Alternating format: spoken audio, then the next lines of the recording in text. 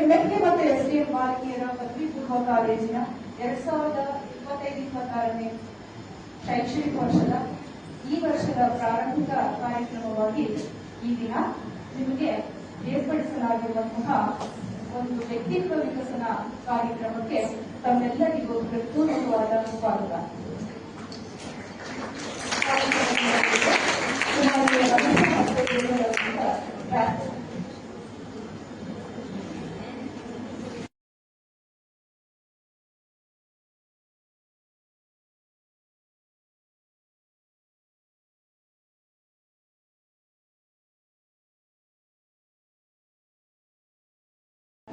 ವಿದ್ಯಾರ್ಥಿನಿಯರಿಗೆ ಧನ್ಯವಾದ.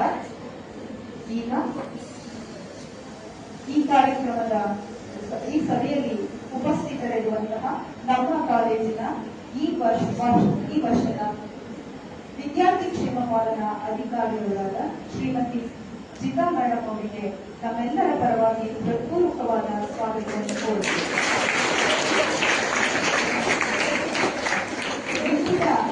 ಕಾರ್ಯಕ್ರಮದ ಸಂಪನ್ಮೂಲ ವ್ಯಕ್ತಿಗಳಾದ ಶ್ರೀಯುತ ರಾಮಣ್ಣ ಕಟ್ಟಿಯವರನ್ನು ಶ್ರೀಮತಿ ಜಿತಾ ಮೇಡಮ್ ಅವರು ಹೂಗುಚ್ಛ ನೀಡಿ ಸ್ವಾಗತಿಸಬೇಕಾಗಿ ವಿನಂತಿಸುತ್ತೇವೆ.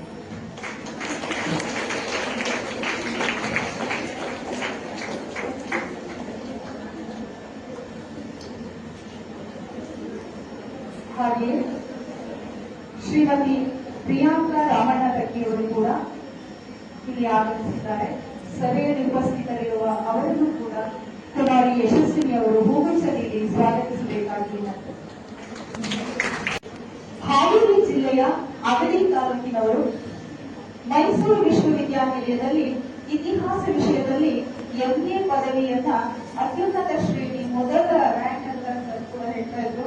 ಅದರೊಂದಿಗೆ ಪಡೆದುಕೊಂಡಂತವರು ವೈವಿಧ್ಯಮಯವಾದ ಬದುಕಿನಲ್ಲಿ ವೃತ್ತಿಯನ್ನ ಆಯ್ಕೆ ಮಾಡಿಕೊಂಡ ಸಂದರ್ಭದಲ್ಲಿ ಮೈಸೂರಿನ ತಾಂಡವಪುರ ನಂಜನಗೂಡು ಸಮೀಪ ಇರುವಂತಹ ಟಿವಿಎಸ್ ಮೋಟಾರ್ ವೆಹಿಕಲ್ ಸಂಸ್ಥೆಯಲ್ಲಿ ಕಳೆದ 20 ವರ್ಷಗಳಿಂದಲೂ ಉದ್ಯೋಗಿಯಾಗಿರ್ತಕ್ಕಂಥವರು ಅವರ ಮನಸ್ಸು ಮಾತ್ರ ಸಾಹಿತ್ಯೋಪಾಸನೆಯಲ್ಲಿ ಇರುವುದನ್ನು ನಾವು ಗಮನಿಸಬೇಕು.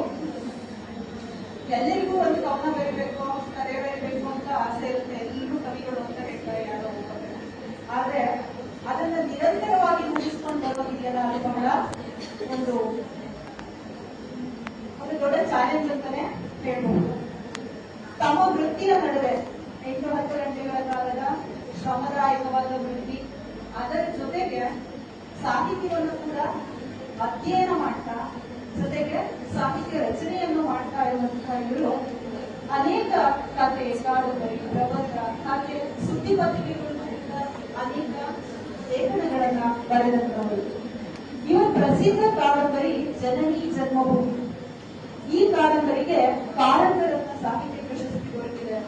ಇದು ಒಂದು ಶ್ರೇಷ್ಠ ಕಾದಂಬರಿಯಾಗಿ ಆಯ್ಕೆಗೊಂಡಿರುವಂತದ್ದು ಒಂದು ಹೆಮ್ಮೆಯ ವಿಚಾರ.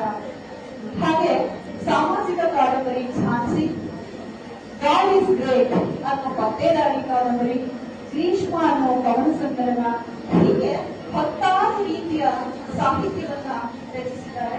ಇದೀಗ ತಾನು ಇನ್ನೊಂದು ಕವನ ಸಂಕಲನ ಬಿಡುಗಡೆಗೆ ಸಿದ್ಧವಾಗಿರುವಂತದನ್ನ ಗಮನಿಸಬಹುದು. ಇಂತಹ ನಿರಂತರ ಸಾಹಿತ್ಯ ಸೇವೆಗೆ ಇವರಿಗೆ 10 ಹಲವು ಪ್ರಶಸ್ತಿಗಳು ಕೂಡ ದೊರೆತಿರುವಂತದ್ದು. ಅಗಡಿಯ ಕವಿರತ್ನ ಪ್ರಶಸ್ತಿ, ಕಾರಂತ ಸಾಹಿತ್ಯ ರತ್ನ ರಾಜ್ಯ ಪ್ರಶಸ್ತಿ, ವಿಠ್ಠಲ್ ಶ್ರೀ ಪ್ರಶಸ್ತಿ, ಹೀಗೆ 10 ಪ್ರಶಸ್ತಿಗಳು ಕೂಡ ನಮ್ಮ ಮುಡಿಗೇರಿಸಿಕೊಂಡಿದ್ದಾರೆ.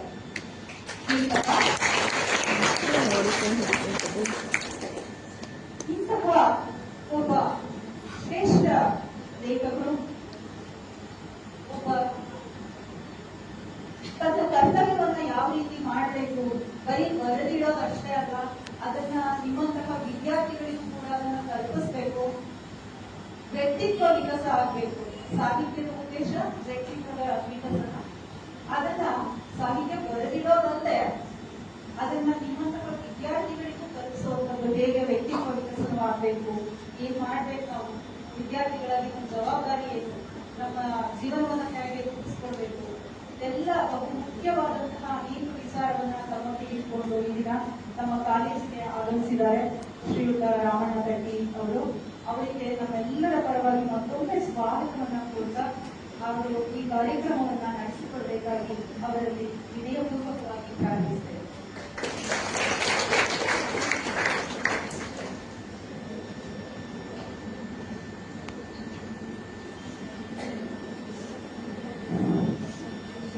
ಎಲ್ಲರಿಗೂ ಶುಭ ಸಂಜೆ. ಶ್ರೀ ಮಂಜುನಾಥಾಯ ನಮಃ. ಎಲ್ಲ ಗುರುಮಾತೆಯರಿಗೂ ಮತ್ತೆ ಮುದ್ದು ಮಕ್ಕಳೆಲ್ಲರಿಗೂ ಶುಭ ಸಂಜೆಯ ಶುಭ ಆಕಾಂಕ್ಷೆಗಳು. ಇವತ್ತು ನನ್ನನ್ನ ಇಲ್ಲಿ ಕರೆಸಿರುವಂತಹ ಉದ್ದೇಶ ವ್ಯಕ್ತಿತ್ವ ವಿಕಸನದ ಕುರಿತಂತೆ ಮಾತಾಡಬೇಕು ಅಂತ. ವ್ಯಕ್ತಿತ್ವ ವಿಕಸನ ಅಂದ್ರೆ ಇದು ನಮ್ಮನ್ನ ನಾವು ಪ್ರಗತಿಯತ್ತ ನಮ್ಮ ಬದಲಾವಣೆಯನ್ನು ಮಾಡಿಕೊಳ್ಳೋದು, ನಮ್ಮ ವ್ಯಕ್ತಿತ್ವವನ್ನು ಬದಲಾವಣೆ ಮಾಡಿಕೊಳ್ಳೋದು. ಹೇಳ್ತಾ ಇದ್ದೀವಿ ಎಲ್ಲರಿಗೂ. ಎಷ್ಟು ಜನಕ್ಕೆ ಕನ್ನಡ ಅರ್ಥ ಆಗೋದಿಲ್ಲ? ದಯವಿಟ್ಟು ಕೈ ಎತ್ತಿ. ಎಲ್ರಿಗೂ ಕನ್ನಡ ಅರ್ಥ ಆಗುತ್ತೆ ಅಂತ ಭಾವಿಸ್ತೀನಿ. ಹಾಗಾದ್ರೆ ಭಾವಿಸಬಹುದೇ?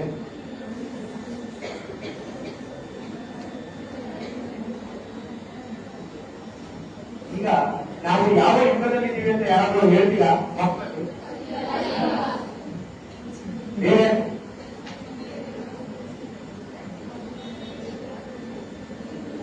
ಗೊತ್ತಿಲ್ಲ. ನಾನು ಮಾತಾಡ್ತಾ ಹೋಗೋದ್ರಿಂದ ನೀವು ಕೇಳಿಸ್ಕೊಂತ ಹೋಗ್ತೀರಾ, ಕೇಳಿಸ್ಕೊಂಡು ನಿಮ್ಮ ಪಾಡಿ ನೀವು ಮನೆಗೆ ಹೋಗ್ತೀರಾ, ನನ್ನ ಪಾಡಿ ನಾನು ಮನೆಗೆ ಹೋಗ್ತೀನಿ. ಹಂಗ ಆಗಬಾರ್ದು ಅಂತ. ನಾನು ಏನ್ ಮಾತಾಡ್ತೀನೋ ಅದು ನಿಮ್ಮ ತಲೆಗೆ ಹೋಗ್ಬೇಕು, ಮತ್ತೆ ಅದನ್ನ ನೀವು ನಿಮ್ಮ ಜೀವನದಲ್ಲಿ ಅಳವಡಿಸ್ಕೋಬೇಕು. ಹಂಗಾಗ್ತಾ ಇದ್ರೆ ನಾನೀಗ ಬಂದಿದ್ದು ಕೂಡ ವ್ಯರ್ಥ.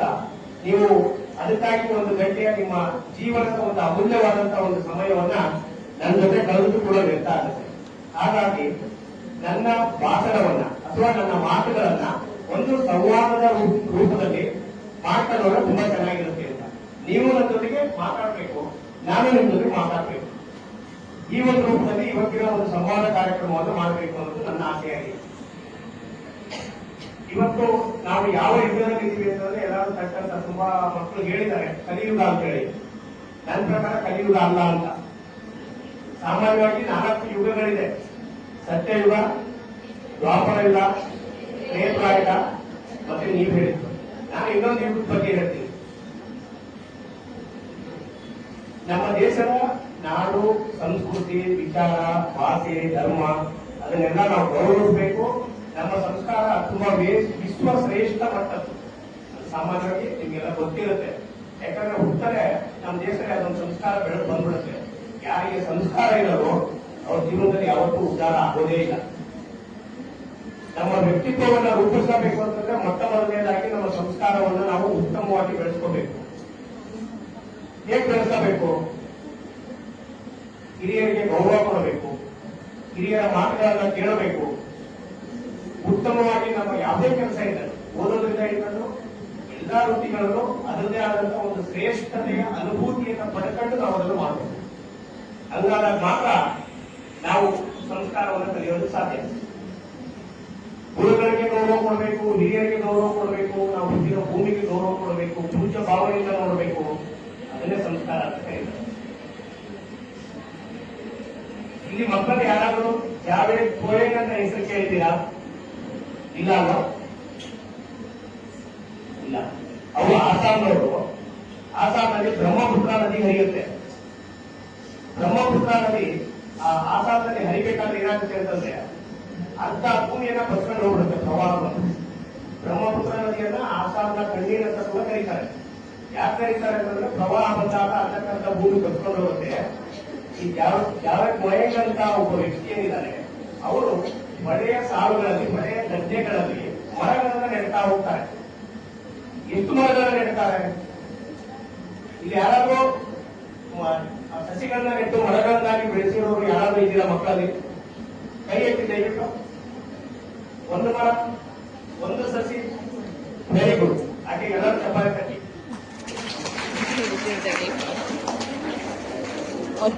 ವ್ಯಕ್ತಿತ್ವ ವಿಕಾಸದ ಒಂದು ಭಾಗ ಕೂಡ ಮರವನ್ನ ಬೆಳೆಸಬೇಕು ಅಂತ.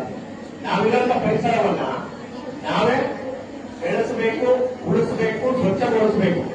ಆಮ್ಲಜನಕದ ಪ್ರಮಾಣ ಜಾಸ್ತಿ ಆಗ್ಬೇಕು ಅಂತಂದ್ರೆ, ಮಳೆ ಜಾಸ್ತಿ ಆಗ್ಬೇಕು ಅಂತಂದ್ರೆ, ರೈತರಿಗೆ ಬರಗಾಲ ಬರಬಾರದು ಅಂತಂದ್ರೆ, ಮತ್ತೆ ವಿದ್ಯಾರ್ಥಿಗಳು ಅವ್ರ ಪಾಡಿಗೆ ಅವರು ಓದ್ಕೊಂಡು ಹೋಗ್ಬೇಕು ಅಂತಂದ್ರೆ ಏನಾಗಬೇಕು? ಮರಗಳಿರ್ಬೇಕು. ವಿದ್ಯಾರ್ಥಿಗಳ ಒಬ್ಬರಾಗಿ ಓದ್ಬೇಕು ಅಂತಂದ್ರೆ ಚೆನ್ನಾಗಿ ಮಳೆಯಾದಾಗ ರೈತರು ಬೆಳೀತಾರೆ, ಎಲ್ಲಾ ಕ್ಷೇತ್ರಗಳಲ್ಲೂ ಫಲವತ್ತತೆ ಇರುತ್ತೆ, ಹಾಗಾಗಿ ತಮ್ಮ ಮಕ್ಕಳಿಗೆ ಓದೋದಕ್ಕೆ ದುಡ್ಡು ಬರುತ್ತೆ ಅವ್ರ ಹತ್ರ ಅಂತ ಅರ್ಥ ಅಷ್ಟೇ. ಆ ದೇವೇಂದ್ರ ಗೋಯಕ್ ಅಂತ ಹೇಳ್ತಾ ಇದ್ದಲ್ವಾ, ಅವನು 12,000 ಎಕರೆಗಳಷ್ಟು ಮರಗಳನ್ನ ನೆಡ್ತಾ ಹೋಗ್ತಾನೆ.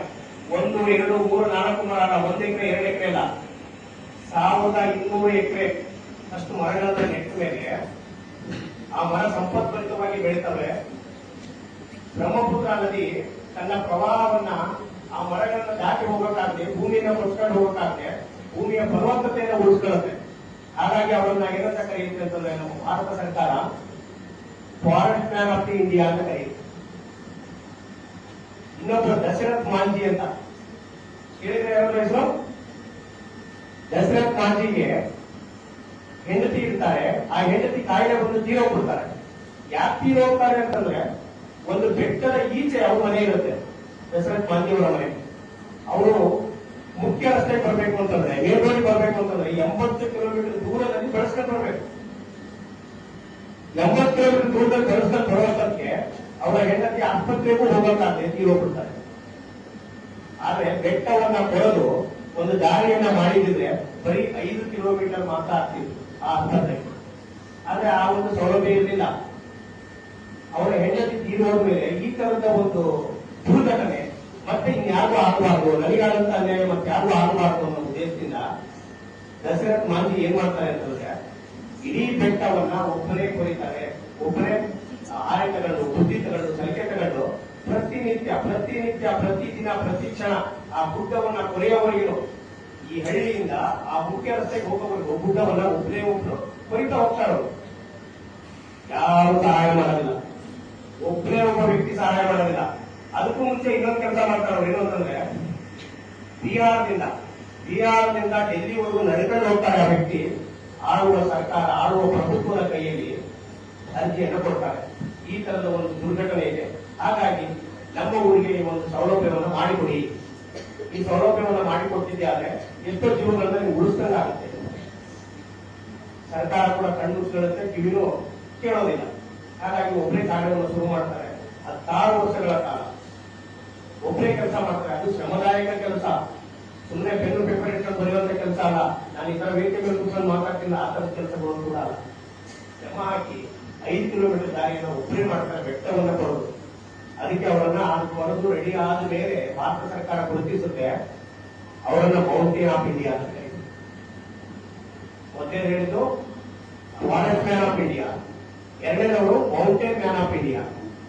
ಇನ್ನೊಬ್ಬ ವ್ಯಕ್ತಿ ಇದ್ದಾರೆ, ಮಿಸೈಲ್ ಮ್ಯಾನ್ ಆಫ್ ಇಂಡಿಯಾ. ಯಾರು ಹೇಳ್ತೀರಾ? ಯಾರು? APJ ಅಬ್ದುಲ್ ಕಲಾಂ. ಯಾಕೆ ಅವರನ್ನ ಕರೀತಾರೆ? ತುಂಬಾ ಬಡತನದಲ್ಲಿ ಬೆಳೆದು ಬಂದಂತಹ ವ್ಯಕ್ತಿಯವರು, ಬಹಳ ತುಂಬಾ ಬಡತನ, ಕಡು ಬಡತನ ಕುಟುಂಬದಲ್ಲಿ ಹುಟ್ಟಿದಂತಹ ಒಬ್ಬ ಬಾಲಕ ಈ ದೇಶದ ರಾಷ್ಟ್ರಪತಿ ಆಗ್ತಾರೆ ಅಂತಂದ್ರೆ ಅವರ ಶ್ರಮ, ಅವರ ಓದು ಅದು ಹೇಗಿತ್ತು ಅನ್ನೋದನ್ನ ನೀವು ಒಂದ್ಸರಿ ಉಳಿವು ಮಾಡ್ಕೋಬೇಕು. ನೀವೆಲ್ಲ ಇಲ್ಲಿ ಕೂತಿದ್ದೀರಾ, ಒಬ್ಬೊಬ್ಬರಿಗೂ 40,000, 50,000, 30,000 ಫೀಸ್ ಕಟ್ಟಿದ್ದಾರೆ ನಿಮ್ಮ ತಂದೆ ತಾಯಿ. ಗೊತ್ತಿದೆ ಅಲ್ವಾ? ಅವ್ರು ಹೇಗೆ ಕಟ್ಟಿದ್ದಾರೆ? ಅವರ ದುಡ್ಡಿನಿಂದ ಬಂತು. ಯಾರಾದ್ರೂ ಕೊಟ್ಟಿದಾರ? ದಾನ ಮಾಡ್ತಾರ ಅವ್ರಿಗೆ? ಹೋಗಿ ಕಟ್ಕೊಂಡು ನಿಮ್ಮ ಮಗಳು ಓದ್ತಿ ಅಂತ ಇಲ್ಲ ಅಲ್ಲ. ಒಂದೊಂದು ಪೈಸೆ ದುಡಿಬೇಕು ಅಂದ್ರೆ ಅವರು ಹಗಲು ರಾತ್ರಿ ಶ್ರಮ ಪಡ್ತಾರೆ. ಎಷ್ಟು ಶ್ರಮ ಪಡ್ತಾರೆ ಗೊತ್ತಾ? ಅವ್ರ ಮಕ್ಕಳು ಚೆನ್ನಾಗಿರ್ಬೇಕು, ಓದ್ಬೇಕು, ಒಳ್ಳೆ ಬದುಕು ಮಾಡಬೇಕು ಅಂತ ಹೇಳಿ ಹಗಲು ರಾತ್ರಿ ಕಷ್ಟಪಡ್ತಾರೆ. ಒಂದೊಂದು ರೂಪಾಯಿ ನೀವು ಹೊರಗಡೆ ಹೋಗಿ 1 ರೂಪಾಯಿ ಸಂಪಾದನೆ ಮಾಡೋದು ಎಷ್ಟು ಕಷ್ಟ ಅಂತ ನಿಮ್ಗೆ ಗೊತ್ತಾಗುತ್ತೆ. ಯಾರಾದ್ರೂ ಕೆಲಸ ಮಾಡ್ಕೊಂಡು ನೋಡಿದ್ದೀರಾ ಇಲ್ಲಿ? ಇಲ್ಲ, ಯಾರು ಕೆಲಸ ಮಾಡ್ಕೊಂಡು ಹೋಗ್ತಾ ಇಲ್ಲ. ಓದೋದಷ್ಟೇ ನಿಮ್ ಕೆಲಸ. ಓದೋದಷ್ಟೇ ನಿಮ್ ಕೆಲಸ ಅಂದ್ರೆ ಹೆಂಗ್ ಓದ್ಬೇಕು ನೀವು? ಪುಸ್ತಕ ಬೇಜಾರಾಗಬೇಕಾ ಅಥವಾ ನಿಮಗೆ ಬೇಜಾರಾಗಬೇಕಾ? ಪುಸ್ತಕಕ್ಕೆ ಬೇಗ ಬರ್ಬೇಕು. ನೀವು ಓದಕ್ ಶುರು ಮಾಡಿದ್ರೆ ಏನ್ ಓದ್ತಾರಪ್ಪ ಇವ್ರನ್ನ ಅಂತ ಆ ಲೆವೆಲ್ ಓದ್ಬೇಕು. ಯಾರು ನಿಮ್ಮನ್ನ ಈ ಜನ ಬಿಡ್ತಾ ಇಲ್ಲ ಅಥವಾ ಏನೋ ಇದಾಗಿದೆ ಅಂತ ಬಿಡ್ತಾ ಇಲ್ಲ. ಯಾವುದೇ ಶ್ರಮದಾಯಕ ಕೆಲಸಗಳನ್ನ ಕೊಡ್ತಾ ಇಲ್ಲ. ಓದೋದು ಮಾತ್ರ ನಿಮ್ ಕೆಲಸ. ಆ ಓದ್ ಹೆಂಗಿರ್ಬೇಕು? ನಾನು ಕೂಡ ಫಸ್ಟ್ ಇಯರ್ ಫೇಲ್ ಆದಂತ ವಿದ್ಯಾರ್ಥಿ, ನೆನಪಿರ್ಲಿ ನಿಮಗೆಲ್ಲ. ನಾನು ಸೈನ್ಸ್ ಸ್ಟೂಡೆಂಟ್, 5 ಸಬ್ಜೆಕ್ಟ್ ಫೇಲ್ ಆಗಿರುವಂತ ಹುಡುಗ. ಇವತ್ತಿನ ಮಾತಾಡ್ತಾ ಇದ್ದೀನಿ ಅಂತಂದ್ರೆ ಪುಸ್ತಕಗಳು ನನ್ನನ್ನ ಈ ಮಟ್ಟಕ್ಕೆ ಬೆಳೆಸಿದೆ ಅಂತ ಅರ್ಥ. ಸೊ ನೀವೇನಾದ್ರೂ ಪುಸ್ತಕವನ್ನ ಕೆಳಗೆ ಬಗ್ಗಿ ಓದಿದ್ರೆ ನೀವು ತಲೆ ಎತ್ಕೊಂಡು ಓದ್ಬೋದು, ತಲೆ ಎತ್ಕೊಂಡು ನಡಿಬೋದು ಜಗತ್ತಲ್ಲಿ. ನಿಮಗೆ ಸನ್ಮಾನಗಳಾಗುತ್ತೆ, ಪುರಸ್ಕಾರಗಳಾಗುತ್ತೆ. ಆ ಓದುವಂತ ಕೆಲಸವನ್ನ ನೀವು ಮಾತ್ರ ಮಾಡಿದ್ರೆ ಸಾಕಷ್ಟೇ. ಓದ್ತಿರಲ್ವಾ? ಜಪಾನ್ ಅಂತ ದೇಶಗಳಲ್ಲಿ ಏನ್ ಮಾಡ್ತಾರೆ ಗೊತ್ತಾ? ಈ ತರ ನಾನು ಮಾತಾಡ್ತಾ ಇದ್ದೀನಲ್ವಾ, ಅವ್ರು ಮಾತಾಡಲ್ಲ. ಈ ತರ ಅಸಂಬಳ ಮಾಡಿಸಿ ಮಕ್ಕಳನ್ನ ಕೂರಿಸಿ ಯಾವ್ಯಾವ ಮಕ್ಕಳ ತಂದೆಗಳು ಯಾವ್ಯಾವ ಕೆಲಸಗಳನ್ನ ಶ್ರಮದಾಯಕವಾಗಿ ಮಾಡ್ತಾರೆ ಅದನ್ನ ಒಂದು ವಿಡಿಯೋ ಮಾಡಿ ಈ ತರ ಡಿಸ್ಪ್ಲೇ ಮಾಡ್ತಾರೆ. ಯಾರೋ ಊಟ ಬರ್ತಿರ್ತಾರೆ, ಇನ್ಯಾರೋ ಈ ಚರಂಡಿ ಕಾಲುವೆ ಕ್ಲೀನ್ ಮಾಡ್ತಿರ್ತಾರೆ, ಇನ್ಯಾರೋ ನೆಲ ಹಾಕಿರ್ತಾರೆ, ಡಾಂಬರ್ ಹಾಕ್ತಿರ್ತಾರೆ. ಎಷ್ಟು ಕಷ್ಟಪಡ್ತಾರೆ ಗೊತ್ತಾ ಅವರೆಲ್ಲ ಬಿಸಿಲಲ್ಲಿ. ಯಾರೋ ರಾತ್ರಿಯೆಲ್ಲ ಇಡೀ ರಾತ್ರಿಯೆಲ್ಲ ಕೆಲಸ ಮಾಡಿರ್ತಾರೆ. ಅಷ್ಟೆಲ್ಲ ಕೆಲಸ ಯಾಕೆ ಮಾಡ್ತಾರೆ ಅವರು? ಕೇವಲ ನಿಮ್ಗೋಸ್ಕರ, ಮಕ್ಕಳಿಗೋಸ್ಕರ. ಅದನ್ನ ನೀವು ನೆನಪಿಟ್ಟಂತೆ ನಿಮ್ಮಲ್ಲಿ ಸಂಸ್ಕಾರ ಬರುತ್ತೆ, ಓದುವಂತ ಆಸಕ್ತಿ ಬರುತ್ತೆ. ಅವರು ಪಡ್ತಕ್ಕಂಥ ಕಷ್ಟಗಳನ್ನ ನೀವು ಪಡಬಾರ್ದು ಅನ್ನೋ ಒಂದೇ ಒಂದು ಉದ್ದೇಶಕ್ಕೆ ನಿಮ್ಮನ್ನ ಚೆನ್ನಾಗಿ ಓದಿ ಅಂತ ಕಳಿಸಿರೋದು. Missile man of India APJ Abdul Kalam. ಯಾಕೆ ಅವ್ರು ನಾವು ಕಲಿತು ಅಂತಂದ್ರೆ, ನಾವು ಅಮೆರಿಕಾದಿಂದ ಮಿಸೈಲ್ಗಳನ್ನ ಕಳಿಸ್ಕೊಳ್ತಾ ಇದ್ವಿ. ಮಿಸೈಲ್ಗಳಂತಂದ್ರೆ ಈಗ ಪಾಕಿಸ್ತಾನದಲ್ಲಿ ವಾರ ಆಗ್ತಾ ಇದೆಯಲ್ಲ, ಯುದ್ಧ ಆಗ್ತಾ ಇದೆ. ಆ ಯುದ್ಧ ಆಗ್ಬೇಕು ಅಂತಂದ್ರೆ ನಮಗೆ ಬಾಂಬು, ಶಸ್ತ್ರಾಸ್ತ್ರಗಳು, ಶೆಲ್ಗಳು, ಮಿಸೈಲ್ಗಳು ಎಲ್ಲ ಬೇಕಾಗುತ್ತೆ. ಅಮೆರಿಕ ದಿಢೀರ್ ಅಂತ ನಮ್ಮ ದೇಶಕ್ಕೆ ಮಿಸೈಲ್ಗಳನ್ನ ಕೊಡೋದು ನಿಲ್ಲಿಸ್ಬಿಡುದು, ಯಾವುದೋ ಒಂದು ಚಿಕ್ಕ ಕಾರಣದಿಂದ. ಇನ್ಮೇಲೆ ಅವ್ರಿಗೆ ಕೊಡಲ್ಲ ಅಂತ. ಸೊ ನಾವೇನ್ ಮಾಡ್ಬೇಕು? ಈಗ ಅಕ್ಕಪಕ್ಕದ ಮನೆಯವರು ನಮಗೆ ಜಗಳ ಬರ್ತಾ ಇದ್ರೆ ನಾವೇನ್ ಮಾಡ್ತೀವಿ? ಸಾಮಾನ್ಯವಾಗಿ ನಮ್ಮ ಮನೆ ಸುತ್ತ ಒಂದು ಕಾಂಪೌಂಡ್ ಕಟ್ಟಾಗ್ತೀವಿ. ದೇಶವನ್ನು ನಾವು ಸುರಕ್ಷಿತವಾಗಿ ಇಡಬೇಕು ಅಂತಂದ್ರೆ ನಮ್ಮ ಹತ್ರ ಒಂದು ಶಸ್ತ್ರಾಸ್ತ್ರಗಳು ಇರಲೇಬೇಕು. ಆದ್ರೆ ಅಮೆರಿಕ ಕೊಡ್ತಾ ಇದ್ದಂತ ಮಿಸೈಲ್ಗಳನ್ನ ನಿಲ್ಲಿಸ್ಬಿಟ್ಟು ಏನ್ ಬರೋದು ಭಾರತ? APJ ಅಬ್ದುಲ್ ಕಲಾಂ ಅವಾಗ ರಾಷ್ಟ್ರಪತಿಗಳಾಗಿದ್ರು. ಅವ್ರು ನಿಲ್ಲಿಸೋದಕ್ಕೆ ಕಾರಣ ಇತ್ತು. ಏನು ಅಂತಂದ್ರೆ, ಪೋಖ್ರಾನ್ನಲ್ಲಿ ನಾವು ಅಣ್ವಸ್ತ್ರ ಪರೀಕ್ಷೆ ಮಾಡ್ತೀವಿ. ನಮ್ಮ ದೇಶ ಅಣ್ವಸ್ತ್ರ ಪರೀಕ್ಷೆ ಮಾಡಿದ್ರೆ ಅದಕ್ಕೆ ಕಣ್ಣೂರಿ ಮತ್ತೆ ಪ್ರತ್ಯೇಕ ಎರಡೂ ಶುರುವಾಯಿತು ಅಮೆರಿಕ. ಅದರಿಂದ ಏನ್ ಮಾಡಿದ್ರು ಅಂತಂದ್ರೆ ಇವತ್ತಿಂದ ಭಾರತಕ್ಕೆ ಕೊಡೋದು ನಿಲ್ಲಿಸ್ಬಿಟ್ಟು. ಸೊ ಅಬ್ದುಲ್ ಕಲಾಂ ತೃಪ್ತಿಗೆಡ್ಲಿಲ್ಲ. ಅವ್ರು ಏನ್ ಮಾಡಿದ್ರು? ಅಮೆರಿಕ ಮಿಸೈಲ್ ರೆಡಿ ಮಾಡಬೇಕು ಅಂತಂದ್ರೆ ಅವರಿಗೆ ರಾ ಮೆಟೀರಿಯಲ್ಸ್ ಎಲ್ಲಿಂದ ಹೋಗುತ್ತೆ? ರಾ ಮೆಟೀರಿಯಲ್ಸ್ ಅಂದ್ರೆ ಕಚ್ಚಾ ಪದಾರ್ಥ ಅಂತ. ಆ ರಾ ಮೆಟೀರಿಯಲ್ಸ್ ಎಲ್ಲಿಂದ ಹೋಗುತ್ತೆ ಕಂಡುಹಿಡಿಯಿರಿ ಅಂತ ಹೇಳಿದ್ರು. ಅಮೆರಿಕಕ್ಕೆ ಆ ಮಿಸೈಲ್ಗಳನ್ನ ರೆಡಿ ಮಾಡೋದಕ್ಕೆ ಜಪಾನ್ ಇಂದ ಹೋಗ್ತಾ ಇತ್ತು. ಜಪಾನ್ ಅನ್ನ ರೆಡಿ ಮಾಡಿ ಅಮೆರಿಕ ಕೊಟ್ಟರೆ ಅಮೆರಿಕದವರನ್ನ ಫುಲ್ ಅಸೆಂಬಲ್ ಮಾಡಿ ನಮಗೆ ಕೊಡೋರು. So Japan raw material ready ಮಾಡಬೇಕು ಅಂತಂದ್ರೆ ಅವರಿಗೆ ವಸ್ತು ಬೇಕಲ್ವಾ, ರಾ ಮೆಟೀರಿಯಲ್ ಬೇಕಲ್ವಾ, ಅದೇನಿಂದ ಬರುತ್ತೆ? ಅದನ್ನ ಕಂಡು ಹೇಳಿದಾಗ ಅಬ್ದುಲ್ ಕಲಾಂ ಎಷ್ಟು ಖುಷಿ ಆದ್ರು ಅಂತಂದ್ರೆ ಅದು ನಮ್ಮ ದೇಶದಿಂದಾನೇ ಹೋಗ್ತಾರೆ ಅವರಿಗೆ. ಜಪಾನ್ನವರು ತಕ್ಷಣ ಸ್ಟಾಪ್ ಮಾಡಿ ಅಂತ ಹೇಳಿದ್ರು. ಜಪಾನ್ಗೆ ನಾವು ಕಳ್ಸೋದನ್ನ ಬಿಟ್ಬಿಟ್ವಿ, ಜಪಾನ್ ಅವರು ಅಮೆರಿಕ ಕೊಡೋದನ್ನ ಬಿಟ್ಬಿಟ್ರು. ಸೊ ಅವರು ಮಿಸೈಲ್ ರೆಡಿ ಮಾಡೋದನ್ನ ಸ್ಟಾಪ್ ಮಾಡಬೇಕಾಯ್ತು. ಬರೀ ಭಾರತಕ್ಕೆ ಮಾತ್ರ ಅಲ್ಲ, ಪ್ರಪಂಚದ ಇತರೆ ದೇಶಗಳಿಗೆ ಕೂಡ ಅವರು ಕೊಡಬೇಕಾಗಿರೋದು. ಅವ್ರ ಹತ್ರ ಇದ್ದಿರ್ತಾರೆ ಕೊಡೋದು. ನಾವೇ ರಾಮಣ್ಣ ಕೊಡೋದು ಬಿಟ್ಬಿಟ್ರೆ ಅವರಿಂದ ಕೊಡ್ತಾರೆ? ಸಾಧ್ಯನೇ ಇಲ್ಲ. ಅಮೆರಿಕ ಅವತ್ತು ಅಕ್ಷರಶಃ ಮಂಡಿಗಾವು ಭಾರತದ ಮುಂದೆ ದಯವಿಟ್ಟು ಕೊಡಿ ಅಂತ ಕಲಾ ಮುಂದೆ ಮಾತಾಡಿದ್ರು. ಬೇಡ, ನಮ್ಮ ಮಿಸೈಲ್ಗಳನ್ನ ನಾವೇ ರೆಡಿ ಮಾಡ್ತಾ ಇದ್ದೀವಿ ಅಂತ. ಸೊ ಅದಕ್ಕೆ ಅವರನ್ನ missile man of India. So ಈಗ 4ನೇ 5ನೇ ಯುದ್ಧದ ಬಗ್ಗೆ ಹೇಳ್ತೀನಿ. ಈಗ ಇದು ನೇತ್ರ ಯುಗ ಅಲ್ಲ, ಅವಾಗ ಯಾರು ಹೇಳಿದ್ರಲ್ಲ, ಇದು ಮೊಬೈಲ್ ಯುಗ. ಹೌದಾ? ಯಾರಾದ್ರೂ ಅಲ್ಲ ಅಂತ ಹೇಳಿದ್ರಿ? ಮೊಬೈಲ್ ಯುಗ ಅಲ್ಲ ಅವರು. ಕೈಯಿಂದ ಕೂಡ ಮೊಬೈಲ್ ಇರುತ್ತೆ. ಈಗ ಕೈಯಲ್ಲಿ ಅವ್ರು ಹೇಳುತ್ತೆ ಇರಲ್ಲ, ಅದು ಮೊಬೈಲ್ ಯುಗ ಬರ್ತಾರೆ. ಹೇಳಿದೀರಾ? ಕೈಯಿಂದ ಇದ್ದು ಮೊಬೈಲ್ ಇರುತ್ತೆ. ಸೊ ನಾವು ಮೊಬೈಲ್ ಬಳಸಬಾರ್ದು ಅಂತ ಯಾವತ್ತೂ ಹೇಳ್ತಾ ಇಲ್ಲ, ಹೇಳಬಹುದು. ಮೊಬೈಲ್ ನ ಎಷ್ಟು ಮಟ್ಟಿಗೆ ಬಳಸ್ತೀವಿ ನಾವು? ಬಳಸುವಾಗ ನಾವು ಏನನ್ನ ಬಳಸ್ತೀವಿ? ಅದರಲ್ಲಿ ಏನ್ ನೋಡ್ತೀವಿ? ರೀಲ್ಸ್ ನೋಡ್ತೀವ? ಅದೇನೋ ಟ್ವಿಟರ್, ಏನೋ ಅಂತಾರ, ಟೆಲಿಗ್ರಾಮ್, ಏನದು ಇನ್ಸ್ಟಾಗ್ರಾಮ್. ಆ ಇನ್ಸ್ಟಾಗ್ರಾಮ್ ಅಲ್ಲಿ ರೀಲ್ಸ್ ನೋಡ್ತಿರಲ್ಲ ನೀವು, ಆ ರೀಲ್ಸ್ ನಿಮ್ಮ ಬದುಕಿಗೆ ಮತ್ತು ನಿಮ್ಮ ಓದಿಗೆ ಎಷ್ಟು ಮಟ್ಟಿಗೆ ಯೂಸ್ ಆಗ್ತಾ ಇದೆ ಅನ್ನೋದನ್ನು ನೀವು ಗಮನಿಸಬೇಕು. ನೋಡಿ, ಮೊಬೈಲ್ ಅಂತ ಎಷ್ಟೊಂದು ಕಲರ್ ಶುರುವಾಯ್ತಲ್ಲ. ಇದಕ್ಕೆ ಇಷ್ಟೊಂದು ವಿಷಯಗಳನ್ನ ಹೇಳಿದೆ, ಯಾರು ತುಟಿ ಬಿಡಿಸಲಿಲ್ಲ. ಮೊಬೈಲ್ ಅನ್ನೋದನ್ನ ಹೆಂಗೆ ಹಾಳು ಮಾಡ್ತಾ ಇದೆ ಅಂತ. ಇಡೀ ದುನಿಯಾ, ಇಡೀ ಜಗತ್ತನ್ನ ಹಾಳು ಮಾಡ್ತಾ ಇದೆ. ಹೌದಾ? ಹಾಗಾಗಿ ಮೊಬೈಲಿಂದ ಆದಷ್ಟು ದೂರ ಇರಬೇಕು. ಮೊಬೈಲ್ನ ನಾವು ಬಳಸ್ತೀವ ಅದಕ್ಕೊಂದು ಲಿಮಿಟ್ ಹಾಕೋಬೇಕು. ಒಂದು ಸಮಯವನ್ನ ನಿಗದಿ ಮಾಡಬೇಕು.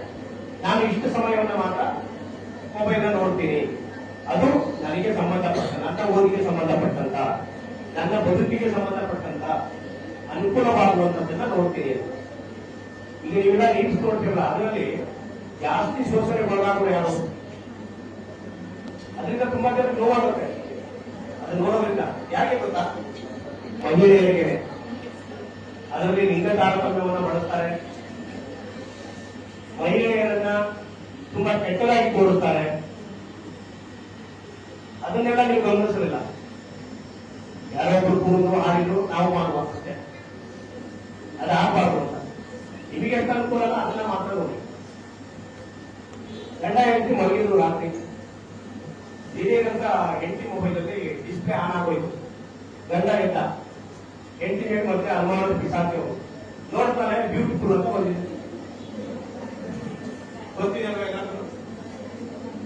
ಗೊತ್ತಿದೆಯಲ್ಲ ಯಾರಿಗೆ ಕಳಿಸಿದ ಮೆಸೇಜ್ ಬ್ಯೂಟಿಫುಲ್ ಅಂತ ಹೇಳಿ, ಅದು ಇಷ್ಟೊತ್ತಲ್ಲ ರಾತ್ರಿ ಅಂತ ಹೆಂಡತಿಗೆ ಕೇಳ. ಹೆಂಡತಿ ನೋಡ್ತಾನೆ ಅದು ಬ್ಯೂಟಿಫುಲ್ ಅಂತ ಇದೆ. ಈ ತರದ ಘಟನೆಗಳು ಮೊಬೈಲ್ ಬಂದಾಗಿಲ್ಲ. ಈ ತರದ್ದು ಒಂದು ಕಲರವ ಒಂದೇನೋ ಹುಚ್ಚಾಟ ಇದ್ದೇ ಇರುತ್ತೆ. ಹಾಗಾಗಿ ನಾನು ಇದನ್ನ ಮೊಬೈಲ್ ಯುಗ ಅಂತ ಕರೆದೆ. ನಾನಿಗೊಂದು ಪ್ರಶ್ನೆ ಕೇಳ್ತೀನಿ, ಎಷ್ಟು ಜನ ಕೈ ಎತ್ತೀರಿ ಅಂತ ನೋಡ್ತೀನಿ.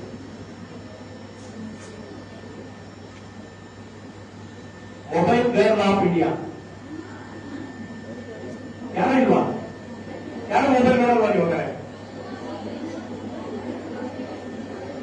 ನಾನು ಪ್ರಶ್ನೆ ಕೇಳಿ ತಪ್ಪಾಯ್ತು ಅನ್ಸುತ್ತೆ. ಮೊಬೈಲ್ ಗರ್ಲ್ಸ್ ಆಫ್ ಇಂಡಿಯಾ ಅಂತ ಕೇಳಬೇಕಿತ್ತಲ್ವಾ?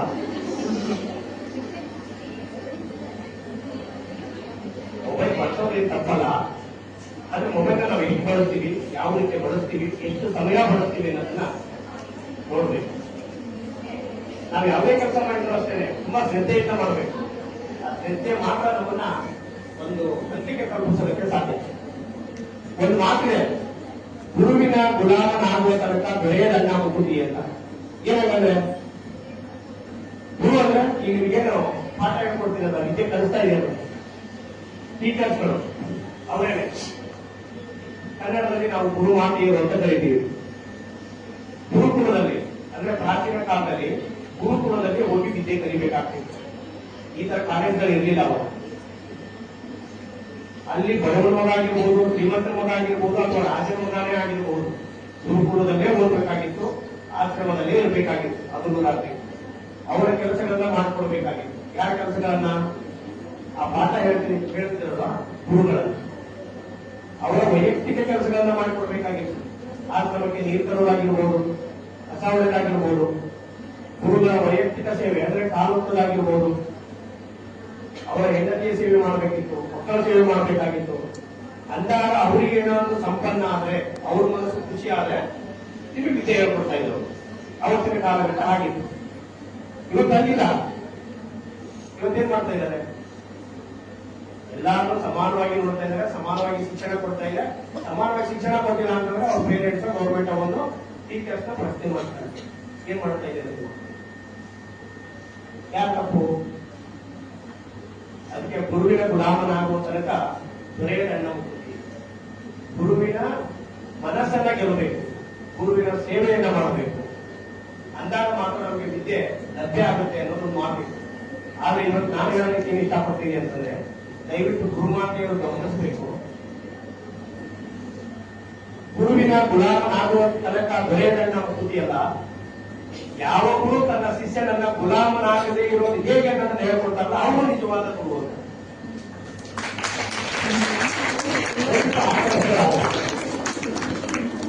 ವಿದ್ಯಾರ್ಥಿಗಳು ಎಷ್ಟು ಓದುತ್ತಾರೋ ಅವರನ್ನ ಯಾವ ರೀತಿ ನಾವು ಬದಲಾವಣೆ ತರಬೇಕು, ಎಷ್ಟು ಮೋಟಿವೇಶನ್ ಮಾಡಬೇಕು ಅನ್ನೋದು ಅವರ ಕ್ಲಾಸಿನ ಟೀಚರ್ಸ್ ಗಳಿಗೆ ಚೆನ್ನಾಗಿ ಗೊತ್ತಿರುತ್ತೆ. ಯಾವ ಮಗುವಿನ ಬೌದ್ಧಿಕ ಬೆಳವಣಿಗೆ, ಶೈಕ್ಷಣಿಕ ಬೆಳವಣಿಗೆ ಯಾವ ಮಟ್ಟದಲ್ಲಿದೆ, ನಾವು ಯಾರನ್ನ ಬೇಗತ್ತಬೇಕು, ಯಾರಿಗೆ ಸ್ವಲ್ಪ ತರಿಸ್ಕೊಟ್ರೆ ಸಾಕು ಏನು ಹೇಳ್ತಾರೆ ಅಂತ ಅವ್ರು ಖಂಡಿತ ಗೊತ್ತಿದೆ.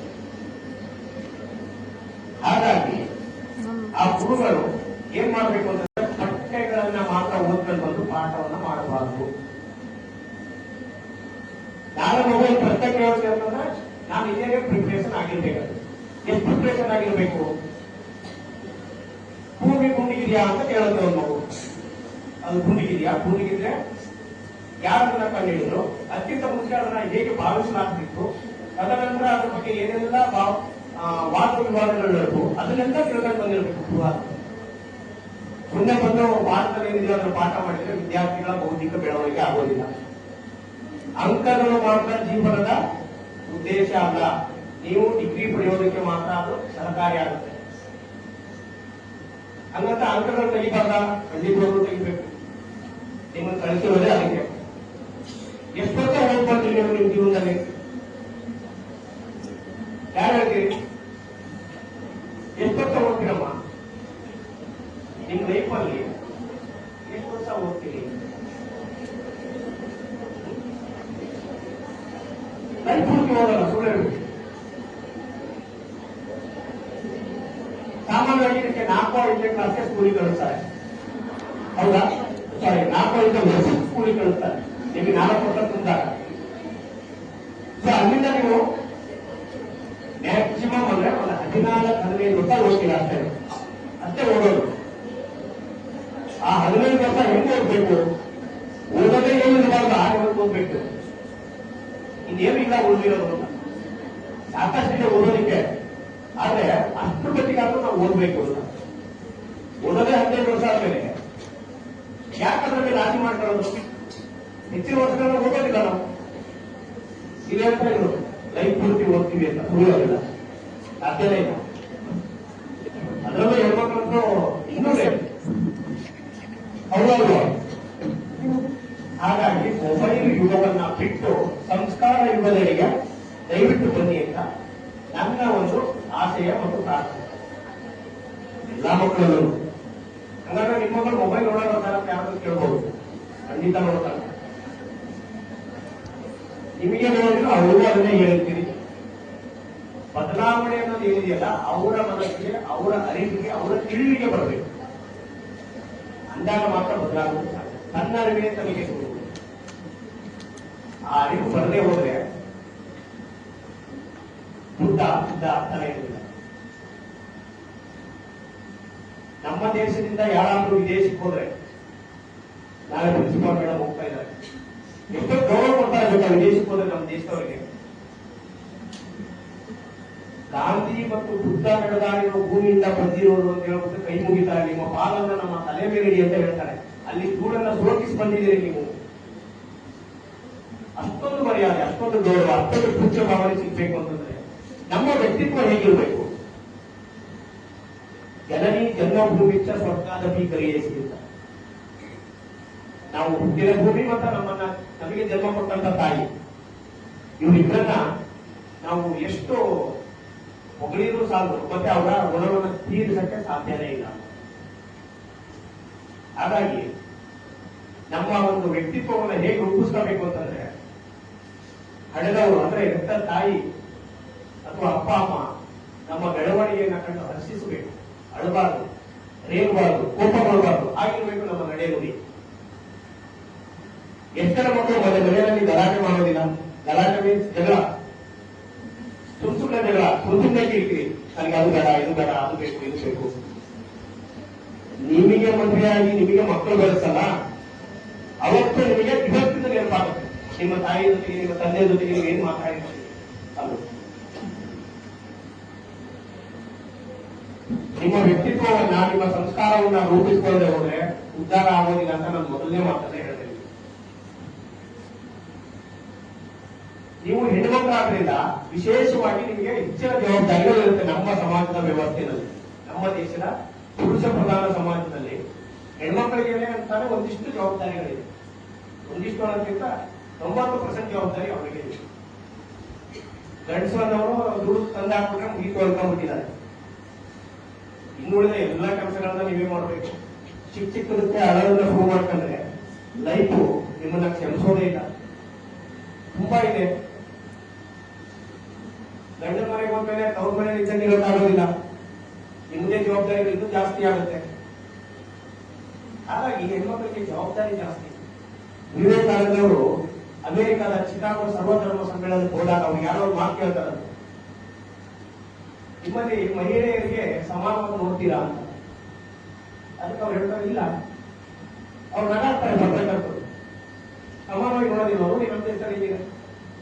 ಮುಂದೆ ಅವ್ರು ಹೇಳ್ತಾರೆ ಸ್ವಾಮಿ ವಿವೇಕಾನಂದ, ಸಮಾನವಾಗಿಲ್ಲ, ನಾವು ಇನ್ನೂ ಉನ್ನತ ಮಟ್ಟದಲ್ಲಿ ಅವರನ್ನು ನೋಡ್ತೀವಿ. ಸಂಸ್ಕೃತದಲ್ಲಿ ಒಂದು ಗಾದೆ ಮಾತಿದೆ, ಯತ್ರ ನಾರ್ಯಾಸ್ತು ಪೂಜ್ಯಂತೆ ರಮಂತೆ ತತ್ರ ದೇವತಾ. ಎಲ್ಲಿ ಸ್ತ್ರೀಯರಿಗೆ ಗೌರವ ಕೊಡಲಾಗುತ್ತದೋ ಅಲ್ಲಿ ದೇವತೆಗಳು ವಾಸ ಮಾಡ್ತಾರೆ. ಹಾಗಾಗಿ ಹೆಣ್ಣುಮಕ್ಕಳ ವ್ಯಕ್ತಿತ್ವ ಹೇಗಿರಬೇಕು? ಯದ್ಭಾವಂ ತದ್ಭವತಿ. ಅಂದ್ರೆ ನಮ್ಮ ಮನಸ್ಸಲ್ಲಿ ನಾವು ಏನು ಅನ್ಕೊಂತೀವಿ ಅದಾಗ್ತೀವಿ ಅಷ್ಟೇ. ಯದ್ಭಾವಂ ತದ್ಭವತಿ. ಆ ತದ್ಭವತಿ ಹೇಗಿರಬೇಕು? ಯದ್ಭಾವಂ ಸರಿ ಇದ್ದಾಗ ಮಾತ್ರ ಸರಿ ಇರುತ್ತೆ. ಹಾಗಾಗಿ ವಿದೇಶ ಪ್ರವಾಸ ಮಾಡ್ತಾ ಸ್ವಾಮಿ ವಿವೇಕಾನಂದವರು ಇಂಗ್ಲೆಂಡ್ ಹೋಗ್ತಾರೆ. ಅಲ್ಲಿ ಒಬ್ಬ ಪತ್ರಕರ್ತರ ಅವ್ರನ್ನ ಕೇಳ್ತಾರಂತೆ, ಹಸ್ತಲಾಘವ ಅಂದ್ರೆ ಏನು?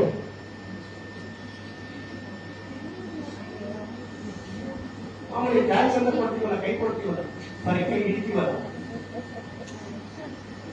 ಅದನ್ನೇ ಹಸ್ತಲಾಘವ ಅಂತ ಕರಿತೀವಿ, ಟ್ಯಾಕ್ಸ್ ಕೊಡೋದು ಅಂತ. ಅದಕ್ಕೆ ಅವ್ರು ಹೇಳ್ತಾರೆ ಸಾಧ್ಯತೆ ಇಲ್ಲ, ನಮ್ಮ ದೇಶದಲ್ಲಿ ಯಾವ ಹೆಣ್ಮಕ್ಳಿಗೂ ಹಸ್ತಲಾಘವ ಕೊಡೋಕ್ಕಾಗೋದಿಲ್ಲ. ಯಾಕಂಗೆ ಅಂತ ಕೇಳ್ತಾರೆ ಅವರು. ನಿಮ್ಮ ದೇಶದ ವಿಕ್ಟೋರಿಯಾ ರಾಣಿಗೆ ನೀವು ಯಾವತ್ತಾದ್ರೂ ಹಸ್ತಲಾಘವ ಮಾಡಿದ್ದೀರಾ ಅಥವಾ ಯಾರಾದ್ರೂ ಮಾಡಿದಾರಾ ಅಂತ ಕೇಳ್ತಾರೆ. ಸಾಧ್ಯನೇ ಇಲ್ಲ ಅಂತ ರಾಣಿಯವರು. ಸೊ ನಮ್ಮ ದೇಶದಲ್ಲಿ ಪ್ರತಿ ಹೆಣ್ಮಕ್ಳು ರಾಣಿಯೇ, ಪ್ರತಿಯೊಬ್ಬ ಹೆಣ್ಮಕ್ಳು ರಾಣಿ ಅಂತ ಹೇಳ್ತಾರೆ ವಿವೇಕಾನಂದವರು. ನಮ್ಮ ದೇಶದ ಮಣ್ಣಿನಲ್ಲಿ ಹುಟ್ಟಿದಂತಹ ಪ್ರತಿ ಹೆಣ್ಣು ರಾಣಿಗೆ ಸಮಾನ. ಹಾಗಾಗಿ ನಾವು ಯಾರ ಕೈಯನ್ನು ಒಪ್ಪೋದಿಲ್ಲ. ಹೆಣ್ಣು ಪೂಜ್ಯನೀಯರು, ಹೆಣ್ಣಿಗೆ ಗೌರವ ಕೊಡಬೇಕು ಅನ್ನೋದನ್ನ ವಿವೇಕಾನಂದವರು ಅವತ್ತಿನ ಕಾಲಘಟ್ಟದಲ್ಲಿ ಇನ್ಯಾವುದೋ ವಿದೇಶಿ ಭೂಮಿ ಮೇಲೆ ಇಟ್ಕೊಂಡು ನಮ್ಮ ದೇಶದ ಹೆಣ್ಣು ಮಕ್ಕಳ ಬಗ್ಗೆ ಹೇಳ್ತಾರಲ್ಲ, ಅದು ಸಾಮಾನ್ಯ ವಿಷಯ ಅಲ್ಲ. ಅವ್ರು ಹೇಳೋದು ಅಷ್ಟೇ, ಆ ಜವಾಬ್ದಾರಿ ನಮ್ಮ ಹೆಗಲ ಮೇಲೆ ಇದೆ. ಸೊ ನಿಮ್ಮ ಹೆಗಲ ಮೇಲೆ ಅದನ್ನು ಉಳಿಸ್ಕೊಂಡು ಬೆಳೆಸ್ಕೊಂಡು ಹೋಗ್ಬೇಕು. ಎಷ್ಟು ಜನಕ್ಕೆ ಇಂಗ್ಲಿಷು ಕಬ್ಬಿಣದ ಕಡ್ಲೆ ಆಗಿದೆ? ನನಗಂತೂ ಆಗಿದೆ. ಕಬ್ಬಿಣದ ಕಡ್ಲೆ ಅಂದ್ರೆ ತಪ್ಪಂತ.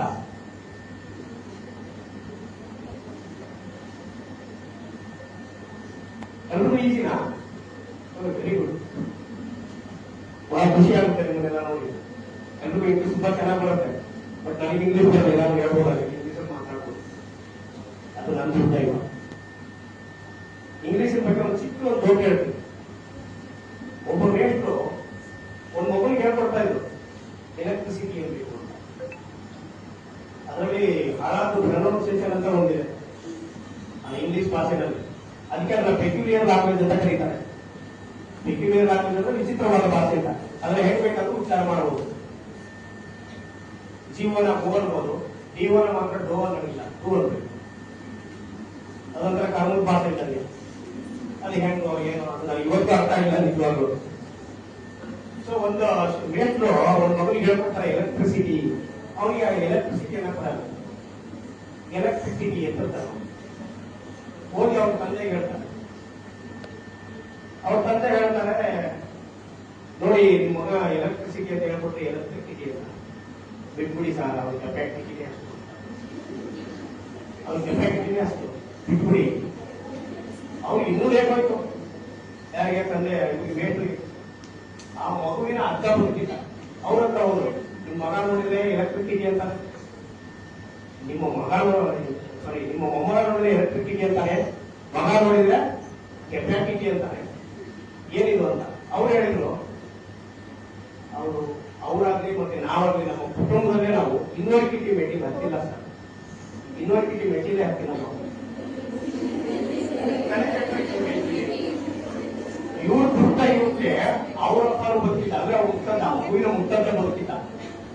ಅವ್ರ ಹತ್ರ ಹೋದ, ನಿಮ್ಮ ಮರಿ ಮೊಮ್ಮಗ ಎಲೆಕ್ಟ್ರಿಸಿಟಿ ಅಂತಾನೆ, ಮೊಮ್ಮಗ ಕೆಪಾಸಿಟಿ ಅಂತಾನೆ, ನಿಮ್ಮ ಮಗ ಯೂನಿವರ್ಸಿಟಿ ಅಂತಾನೆ, ಹೆಂಗಿರು ಅಂತ.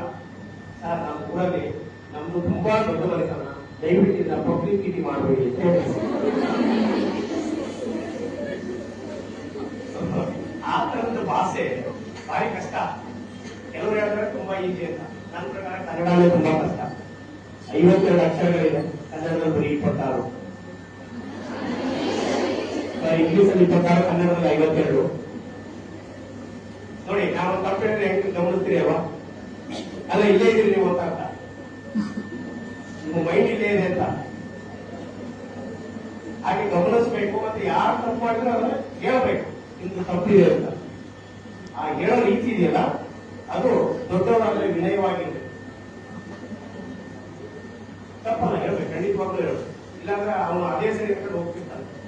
ತಿಳ್ಕೋಬೇಕಲ್ವ? ವ್ಯಕ್ತಿತ್ವ ವಿಕಸನ ಆಗ್ಬೇಕು ಅಂತಂದ್ರೆ ಕುಟುಂಬದಿಂದ ಹಿಡ್ಕೊಂಡು, ತಾಯಿಯಿಂದ ಹಿಡ್ಕೊಂಡು, ನಮ್ಮ ಜೊತೆಗಿರ್ತಕ್ಕಂಥ ನೆಲೆಹೊರೆಯರು, ನಮಗೆ ಕಲಿಸ್ತಕ್ಕಂಥ ಗುರುಗಳು, ಎಲ್ಲರೂ ಭಾಗವಹಿರುತ್ತೆ. ನೀವು ಶಿವಾಜಿ ಹೆಸರು ಕೇಳಿದಿರ ಅನ್ಸುತ್ತೆ. ಶಿವಾಜಿಯ ತಾಯಿ ಜೀಜಾಬಾಯಿ ಇದ್ದೇ ಹೋಗಿದ್ದಿದ್ರೆ ಶಿವಾಜಿನೇ ಆಗ್ತಿರ್ಲಿಲ್ಲ. ಅವರ ವ್ಯಕ್ತಿತ್ವವನ್ನು ರೂಪಿಸ್ತವ್ರು. ಯಾವುದೋ ಒಬ್ಬ ಆದಿಶಾಹಿಯ ರಾಜನ, ಮುಸ್ಲಿಂ ರಾಜನ ಕೈ ಕೆಳಗಡೆ ಸಾಮಾನ್ಯ ಶಹಾಜಿ, ಸೊ ಅವನನ್ನ ಈ ದೇಶದ ಚಕ್ರವರ್ತಿ ಆಗುವ ಲೆವೆಲ್ಗೆ ಜೀಜಾಬಾಯಿ ಬೆಳೆಸ್ತಾರೆ. ಹೀಗೆ ಒಂದ್ಸಾರಿ ಏನು ಅಂತಂದ್ರೆ ಅವರ ನೀರ್ ತರಕ್ಕೆ ಅಂತ ಹೋಗ್ಬೇಕಾಗಿದೆ, ಕುಡಿಯುವ ನೀರು. ಸೊ ಮನೆಯವರ ಕೈಯಿಂದ ತರಕ್ಕೂ ಆಗಿಲ್ಲ, ಅಂದ್ರೆ ಮನೆಯವರ ಆಡಳಿತ ಇದೆ.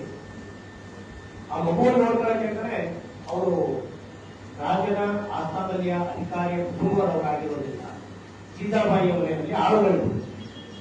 ಸೊ ಶಿವಾಜಿ ಚಿಕ್ಕ ಮಗುವಾಗಿದ್ದಾಗ ಆ ಆಳಿನ ಕೈಯಲ್ಲಿ ಕೊಟ್ಟು ಕುಡಿಯೋ ನೀರು ತರಕ್ಕೆ ಅಂತ ಹೋಗ್ತಾರೆ ಜೀಜಾಬಾಯಿ.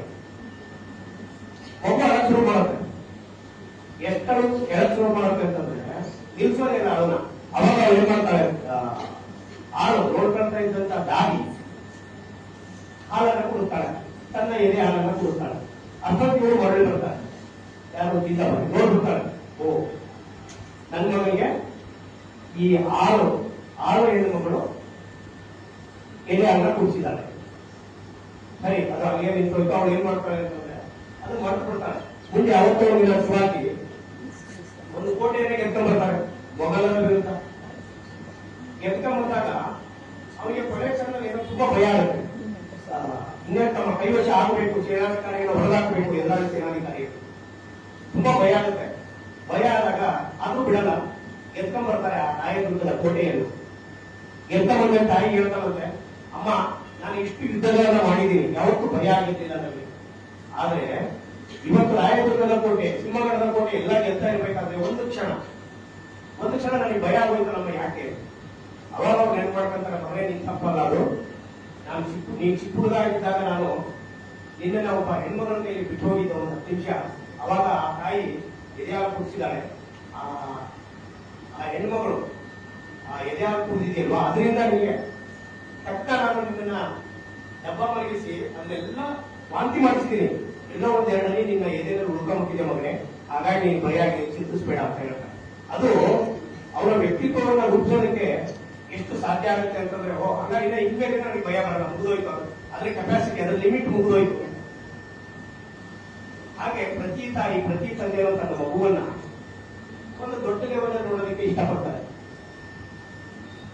ಯಾರ ಮುಂದೆನೂ ತಲೆ ಬಾಗಬಾರದು, ಯಾರಿಗೂ ಜೀರಬಾರದು, ದೊಡ್ಡ ಅಧಿಕಾರಿ ಆಗಬೇಕು, UPSC ಎಕ್ಸಾಮ್ ಪಾಸ್ ಆಗಬೇಕು, IAS, IPS, ಈ ತರದೆಲ್ಲ ಕನಸುಗಳನ್ನ ಕಟ್ಕೊಂಡು ನಿಮ್ಮನ್ನ ಇಲ್ಲಿ ಕಳಿಸಿದ್ದಾರೆ. ನಿಮ್ಮ ಕನಸುಗಳು, ಅವರ ಕನಸುಗಳನ್ನ ಸಾಕಾರ ಮಾಡೋದು ನಿಮ್ಮ ಮನಸ್ಸು ಗಟ್ಟಿಯಾದ. ಹಾಗಾಗಿ ದಯವಿಟ್ಟು ಮೊಬೈಲ್ನಿಂದ ಹೊರತಂದು ನಿಮ್ಮ ಓದಿನ ಕಡೆಗೆ ಗಮನ ಕೊಡಿ. ಯಾಕೆ ಓದ್ಬೇಕು ಅಂತ ಹೇಳಿದ್ದೇವ? ಪುಸ್ತಕಕ್ಕೆ ಬೆವರು ಬರಬೇಕು, ಓದಕ್ಕೆ ಶುರು ಮಾಡಿದ್ರೆ ನಿಮ್ ಕೈಗಲ್ಲ. ಅಂಬೇಡ್ಕರ್ ಹೆಸರು ಕೇಳಿದಿರಲ್ವಾ? ಅಂಬೇಡ್ಕರ್ ಅವರು ಈ ದೇಶದ ಸಂವಿಧಾನವನ್ನ ಬರೆದವರು. ಅವ್ರು ಇರೋ ಕಂಟ್ರಿಯಿಂದ ನಮ್ಮ ದೇಶಕ್ಕೆ ಬರಬೇಕಾದ್ರೆ 2 ತಿಂಗಳು ಹಣದಲ್ಲಿ ಬರಬೇಕಿತ್ತವಾಗ. ಆ 2 ತಿಂಗಳ ಅವಧಿನಲ್ಲಿ 28,000 ಪುಟಗಳನ್ನ ಓದ್ಕೊಂಡು ಬರ್ತಾರವರು. 28,000 ಪುಟಗಳು. ಸುಮ್ಮನೆ ಅಂದಾಜು ಮಾಡ್ಕೊಳ್ಳಿ, ನೀವು ಊಹೆ ಮಾಡ್ಕೊಳ್ಳಿ. ಸುಮ್ಮನೆ ಓದ್ಕೊಂಡು ಬರೋದು ಬೇರೆ, ಓದಿದ್ದನ್ನ ನಾವು ಮನನ ಮಾಡ್ಕೊಂತ ಬರೋದು ಬೇರೆ. ಈಗ ನೀವು ಓದ್ತೀರಿ ಅಲ್ವಾ, ಎಷ್ಟು ಜನಕ್ಕೆ ಓದಿದ ನೆನಪು ಇದೆ? ಹಾಗಾದ್ರೆ ಓದಿದ ನೆನಪು ಉಳಿಬೇಕು ಅಂತಂದ್ರೆ ಏನ್ ಮಾಡ್ಬೇಕು? ಏನ್ ಮಾಡ್ಬೇಕು ಯಾರಾದ್ರೂ ಹೇಳ್ತೀರಾ?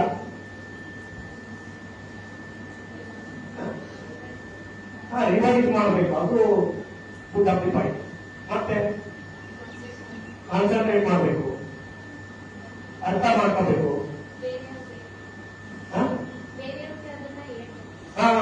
ಬಹಳ ಮುಖ್ಯ. ಅದಿದೆಯಲ್ಲ, ನೀವು ಏನ್ ತಿಳ್ಕೊಂಡಿರ್ತೀರಿ, ನೀವೇನ್ ಅದನ್ನ ಇನ್ನೊಬ್ರಿಗೆ ಹೇಳಿದ್ರೆ ನಿಮಗೆ ಬೇಗ ಮನಸ್ಸಲ್ಲಿ ಉಳ್ಕೊಂಡು ಸೇವ್ ಆಗುತ್ತೆ, ಡಿಲೀಟ್ ಆಗಲ್ಲ. ಆ ಕೆಲಸವನ್ನ ಮಾಡಿ. ಯಾರು ಜೋರಾಗಿ ಓದ್ತೀರಿ, ಯಾರು ಮೈಂಡಲ್ಲಿ ಓದ್ತೀರಿ. ಜೋರಾಗಿ ಓದೋದ್ ಕೈ ಅಂದ್ರೆ ಮನೆಯಲ್ಲಿ ಓದ್ತೀರಲ್ವಾ? ಇಷ್ಟೊಂದು ಜನ ಜೋರಾಗಿ ಓದ್ತೀರಿ. ನೀವು 1 ಗಂಟೆಗೆ 20 ನಿಮಿಷವನ್ನ ಹಾಳು ಮಾಡ್ತಾ ಇದ್ದೀರಿ ಅಂತ. ಇವತ್ತು ಮನೆಗೆ ನೋಡಿ, ಒಂದು 10 ಪದಗಳ ಒಂದು ಸಾಲನ್ನ ಬಾಯಿ ಇಟ್ಕೊಂಡು ಹೋಗಿ ಎಷ್ಟು ಸೆಕೆಂಡ್ಸ್ ಬರುತ್ತೆ ಅಂತ. ಅದನ್ನೇ ಮೈಂಡ್ ಅಲ್ಲಿ ಇಟ್ಕೊಂಡು ಹೋಗಿ, ಒಂದು ಹಾಳೆಯನ್ನು ಎದುರುಗಡೆ ಇಟ್ಕೊಂಡು ಮೈಂಡ್ ಅಲ್ಲಿ ಅದೇ 10 ಪದಗಳನ್ನ ಓದಿ 40 ಸೆಕೆಂಡ್ ಅಲ್ಲಿ ಓದಬೇಕಾಗಿದ್ದನ್ನ, ಮೈಂಡಲ್ಲಿ ಓದಿದ್ದನ್ನ ಬಾಯಿ ಬಿಟ್ಕೊಂಡು ಓದಿದ್ರೆ 1 ನಿಮಿಷ.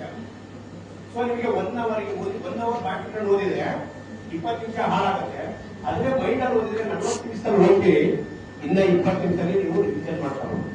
ಅಲ್ಲಿ ಸಮಯವನ್ನು ಉಳಿಸಬಹುದು. ಹೌದಾ? ಯಾರಾದ್ರೂ ಪ್ರಯತ್ನ ಪಡ್ತೀರಾ? ದೊಡ್ಡದಾಗಿ ಪ್ರಯತ್ನ ಪಡಬೇಕಾಗಿಲ್ಲ. ಒಂದೇ ಓದಿ ನೋಡಿ ನೀವು ಚೆಕ್ ಮಾಡ್ಬೋದು. ನಾಳೆ ಬೇಕಾದ್ರೆ ಮೇಡಮ್ ಹೇಳ್ಬೋದು, ಸರ್ ನಿನ್ನೆ ಬಂದಿದ್ರೆ ಅವ್ರು ಸುಳ್ಳು ಹೇಳಿದ್ದಾರೆ, ತಪ್ಪಾಗಿದ್ರೆ. ಅದನ್ನ ರೂಢಿಸ್ಕೊಳ್ಳಿ. ದೃಶ್ಯ ಮಾಧ್ಯಮ ಸಾಮಾನ್ಯವಾಗಿ ನಮ್ಮ ಮೈಂಡ್ ಮೇಲೆ ಬಹಳ ಗಾಢವಾದಂತಹ ಪರಿಣಾಮ ಬೀರುತ್ತೆ. ಅದಕ್ಕೋಸ್ಕರನೇ ಟೀಚರ್ಸ್ ನ ನಿಮ್ಮ ಎದುರುಗಡೆ ನಿಲ್ಲಿಸಿ ಪಾಠ ಹೇಳ್ಬೋದು. ನೋಡಿದ್ದು ಬೇಗ ಬರೆಯಲ್ಲ. ಅದಕ್ಕೋಸ್ಕರ ನೀವು ಹೇಗಿರ್ಬೇಕು, ಹೇಗೆ ಓದ್ಬೇಕು, ಹೇಗೆ ಒಡನಾಡಬೇಕು, ನಿಮ್ಮ ಸಹವಾಸ ಹೇಗಿರ್ಬೇಕು, ನಿಮ್ಮ ಫ್ರೆಂಡ್ಸ್ ನ ಚೂಸ್ ಮಾಡುವಂತ ಮನಸ್ಥಿತಿ ಹೇಗಿರ್ಬೇಕು. ಚಿಕ್ಕದೊಂದು ಕಥೆ ಹೇಳ್ತೀನಿ ನಿಮಗೆ, ಪಂಚತಂತ್ರದ ಕಥೆ. ದುರ್ಗಾಸಿಂಹ ಬರೆದಿರುವಂತವರು ಪ್ರಾಚೀನ ಕಾಲದಿಗೂ ಕೂಡ ಒಂದು ಟಿಟ್ಟಿಬರ ಕಥೆ. ಆ ಟಿಟ್ಟಿಬ ಮತ್ತು ಟಿಟ್ಟಿಬ ಅಂತ ಕೇಳಿದ್ರೆ ಪಕ್ಷಿ ಹೆಸರು ಯಾರು ನೋಡಿದ್ದೀರಾ? ಇಷ್ಟೇ ಇರುತ್ತೆ ಪಕ್ಷಿ. ನಿಮ್ಮ ಮನೆಯಲ್ಲಿ ಹಿರಿಯರಿದ್ರೆ ಹೋಗಿ ಕೇಳಿ, ಟಿಟ್ಟಿಬ ಗೊತ್ತಾ ಕೇಳಿದ. ಅವ್ರು ಯಾರು ಗೊತ್ತಾಗಿಲ್ಲ ಅಂದ್ರೆ ದಯವಿಟ್ಟು ಒಂದು 10 ಸೆಕೆಂಡ್ ಮೊಬೈಲ್ ನೋಡ್ಬೋದು. ಹಂಗಂತ ಅದನ್ನೇ 1 ಅವರ್ ಕೂತ್ಕೊಂಡು ನೋಡ್ಬೇಕು. ಆ ಟಿಟ್ಟಿಬ ಮತ್ತು ಟಿಟ್ಟಿಬರ ಹೆಂಡತಿ ಸಮುದ್ರ ದಂಡೆಯಲ್ಲಿ ಮನೆ ಮಾಡ್ಕೊಂಡಿರ್ತಾರೆ. ಆ ಟಿಟ್ಟಿಬರ ಹೆಂಡತಿ ಗರ್ಭಾವಸ್ಥೆ ಕಾಣುತ್ತೆ, ಮೊಟ್ಟೆಗಳನ್ನು ಇಡಬೇಕು. ಅದಕ್ಕೆ ತನ್ನ ಗಂಡನಿಗೆ ಹೇಳುತ್ತದೆ, ಮೊಟ್ಟೆಗಳನ್ನ ಇಡಬೇಕು, ಸಮುದ್ರ ದಂಡೆಯಲ್ಲಿ ಇದ್ದೀವಿ, ಹಾಗಾಗಿ ನಾವು ಸಮುದ್ರ ದಂಡೆಯನ್ನ ಬಿಟ್ಟು ಹೋಗಿ ಮೊಟ್ಟೆಯನ್ನ ಇಡೋದು ಉತ್ತಮ. ಇಲ್ಲ ಅಂತಂದ್ರೆ ಸಮುದ್ರ ಅಲೆಗಳನ್ನು ಕಚ್ಕೊಂಡು ಹೋಗ್ಬಿಡುತ್ತೆ. ಅದಕ್ಕೆ ಟಿಟ್ಟಿಬ ಯಾರ ಹತ್ರ ನೀನು ಹೇಳ್ತಾ ಇದೀಯ? ನಾನಂದ್ರೆ ಯಾರು? ಟಿಟ್ಟಿಬ. ಸಮುದ್ರ ನನ್ನ ಮುಂದೆ ಉಳಿದಿದ್ದಾರು, ಇರುದೇ ಮೊಟ್ಟೆನ ಅದೇ ತರ ಅಂತ ನೋಡ್ತೀನಿ. ಹೇಳ್ತರು, ಈ ಹುಚ್ಚಾಟ ಎಲ್ಲ ಬೇಡ, ಈ ಹುಚ್ಚಾಟ ಎಲ್ಲ ಬೇಡ.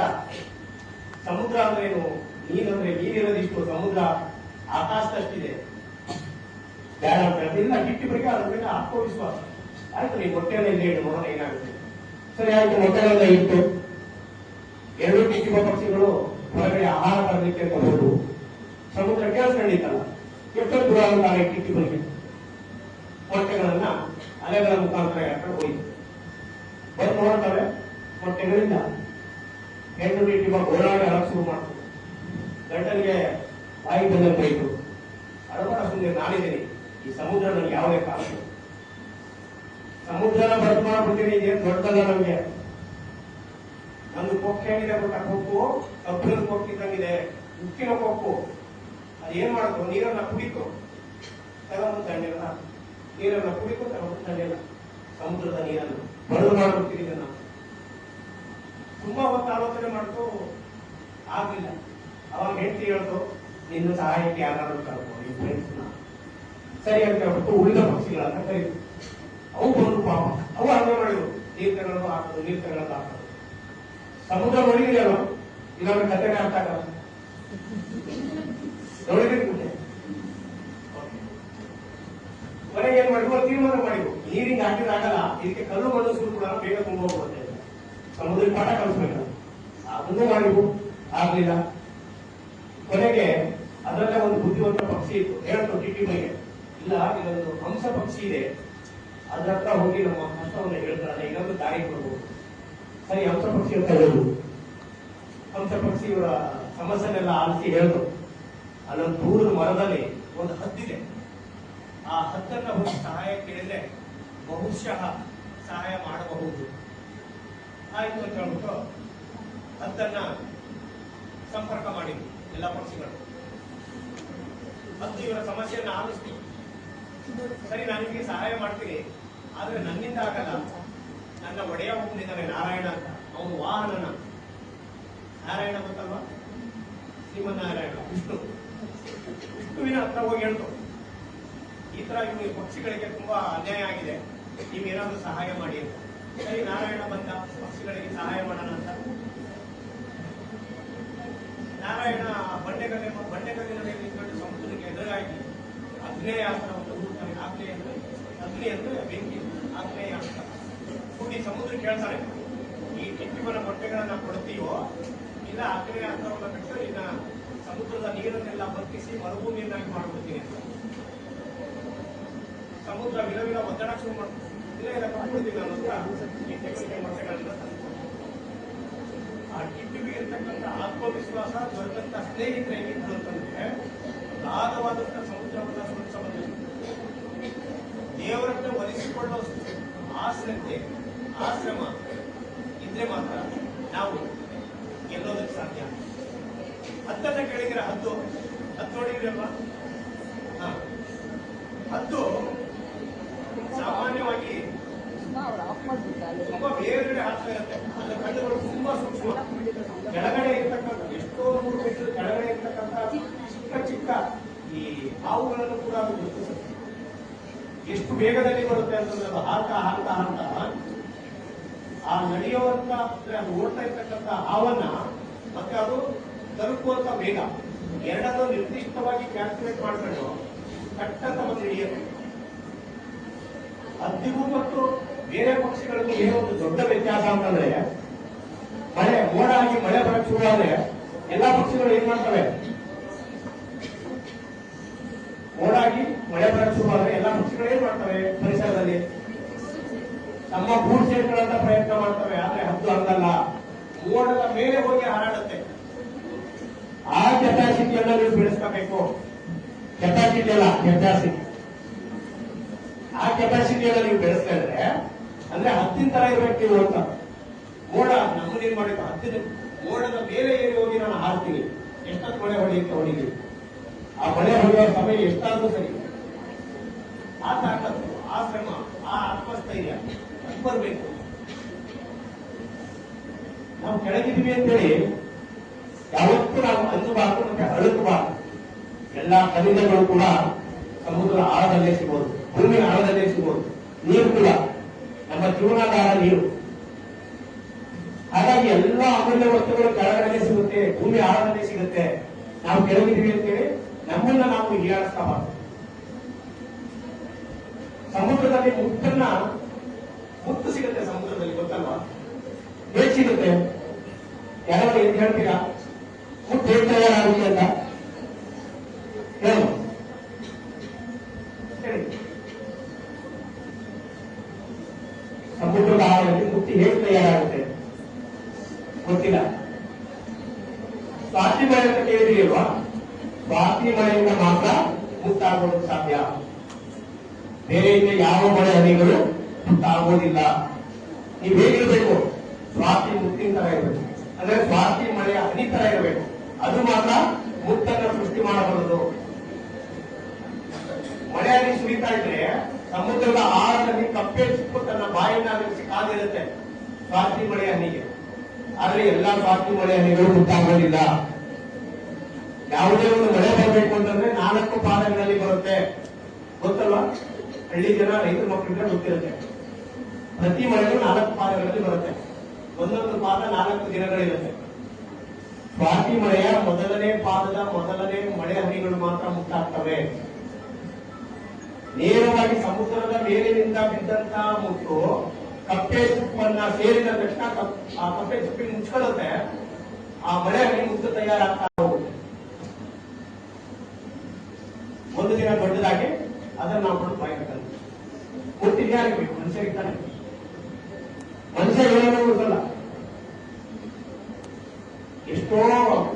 ಒಂದು ಕೆಜಿ ಜೇನುತುಪ್ಪವನ್ನು ತಯಾರು ಮಾಡಬೇಕು ಅಂತಂದ್ರೆ ಒಂದು ಜೇನುಹುಳ ಈ ಸಮುದ್ರವನ್ನ 3 ಬಾರಿ ಪ್ರದಕ್ಷಿಣೆ ಮಾಡಿ ಹೂವನ್ನ ಮಕರಂದ ಏರ್ಕೊಂಡ್ ಬರ್ಬೇಕಂತ. ಜೇನುತುಪ್ಪ ಜೇನು ಕಟ್ಟಿರುತ್ತಲ್ಲ ಗೊತ್ತಲ್ವಾ?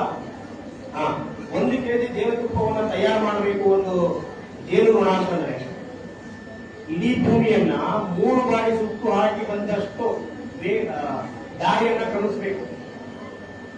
ಕಡಿಮೆ ಅಂದ್ರೆ 10 ಲಕ್ಷ ಹೂವುಗಳನ್ನ ಅದು ಸ್ಪರ್ಶ ಮಾಡಬೇಕು, ಮಕ್ಕಳನ್ನ ತರಬೇಕು. ಅಂತ ಜೇನನ್ನ ನಾವು ಬೆಂಕಿ ಹಾಕಿ ಸುಟ್ಟು 5 ನಿಮಿಷದಲ್ಲಿ ಬಡದಾಗಿ ಇಟ್ಕೊಂಡ್ಬಿಡ್ತೀವಿ.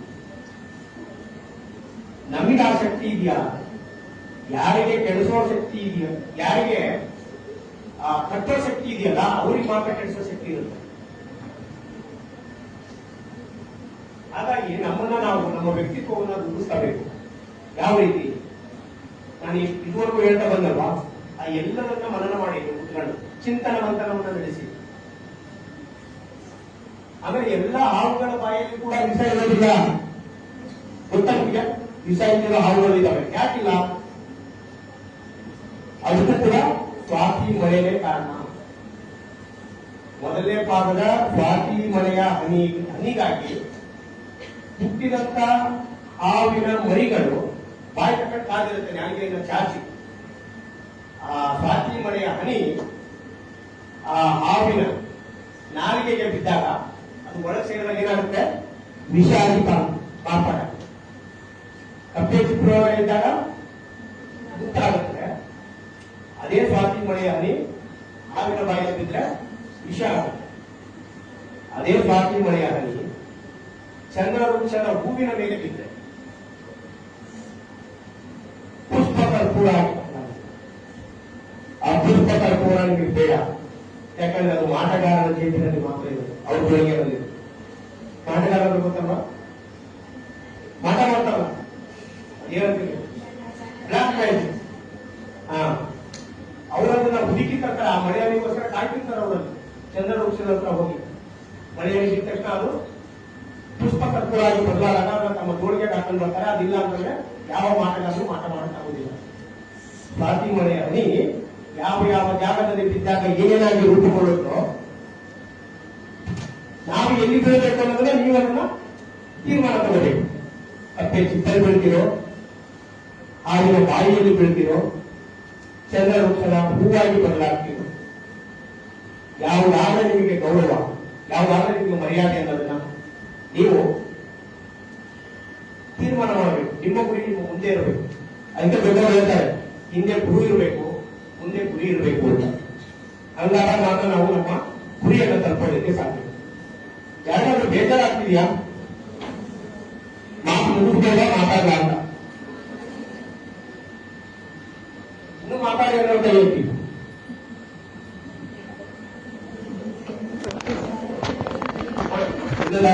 ಅಪಾಯಿಂಟ್ಮೆಂಟ್ ಅಲ್ಲಿ ಹಾಗಾಗಿ ನಾನು ಕೂಡ ಹೋಗ್ಬೇಕು. ನಿಮ್ಗೆ ಜಾಸ್ತಿ ಹೊತ್ತು ಫೋನ್ ಮಾಡೋದಿಲ್ಲ. ಅಲೆಕ್ಸಾಂಡರ್ ಶಿಕ್ಷೆ ಹೇಳಿದ್ದೀರಿ ಅಲ್ವಾ? ಅಲೆಕ್ಸಾಂಡರ್ ಜೀವನ ನಮಗೆ ಏನು ಪಾಠ ಕಲಿಸುತ್ತೆ ಅಂತಂದ್ರೆ, ನಾವು ಎಷ್ಟೇ ಸಂಪಾದನೆ ಮಾಡಿದ್ರು ಕೂಡ ನಾವು ಅದನ್ನ ತಗೊಂಡು ಹೋಗೋದಿಲ್ಲ. ಈ ಭೂಮಿಯಿಂದ ಏನ್ ತಗೊಂಡು ಹೋಗ್ತೀವಿ? ನಮ್ಮ ಜೊತೆಗಿರೋ ಪ್ರೀತಿ, ಸ್ನೇಹ, ವಿಶ್ವಾಸ, ನಾವು ಬೇರೆಯವರು ಮಾಡಿರ್ತಕ್ಕಂಥ ಪೂಜೆ, ಅದನ್ನ ಮಾತ್ರ ತಗೊಂಡು ಹೋಗ್ತೀವಿ ಅಂತ. ಇಡೀ ಜಗತ್ತನ್ನೇ ಗೆಲ್ಲಬೇಕು ಅಂತ ಹೊರದಂತ ವ್ಯಕ್ತಿಯವರು. ಆ ತರದವರು ಭೂಮಿ ಮೇಲೆ ಉಳಿದ 23 ಜನ ಆಗ್ತಾರೆ. ಇಡೀ ಭೂಮಿயை ಗೆಲ್ಲಬೇಕು ಅಂತ ಹೊರಟವರಲ್ಲಿ ಅಲೆಕ್ಸಾಂಡರ್ ಕೂಡ ಒಬ್ಬ. ಕೊನೆಯಲ್ಲಿ ಒಂದು ಸಾಯೋ ಕ್ಷಣದಲ್ಲಿ ಹೇಳ್ತಾನಂತೆ, ನಾನು ಸತ್ತ ಮೇಲೆ ನನ್ನ ಹೆಣವನ್ನ ಯಾವ ಮಾಡಬೇಕು, ಶವಪೆಟ್ಟಿಗೆಯನ್ನು ಯಾವ ಮಾಡಬೇಕು ಅಂತಂದ್ರೆ ಆ 4 ಜನ ಹೆಸರು ಹೇಳ್ತಾನ.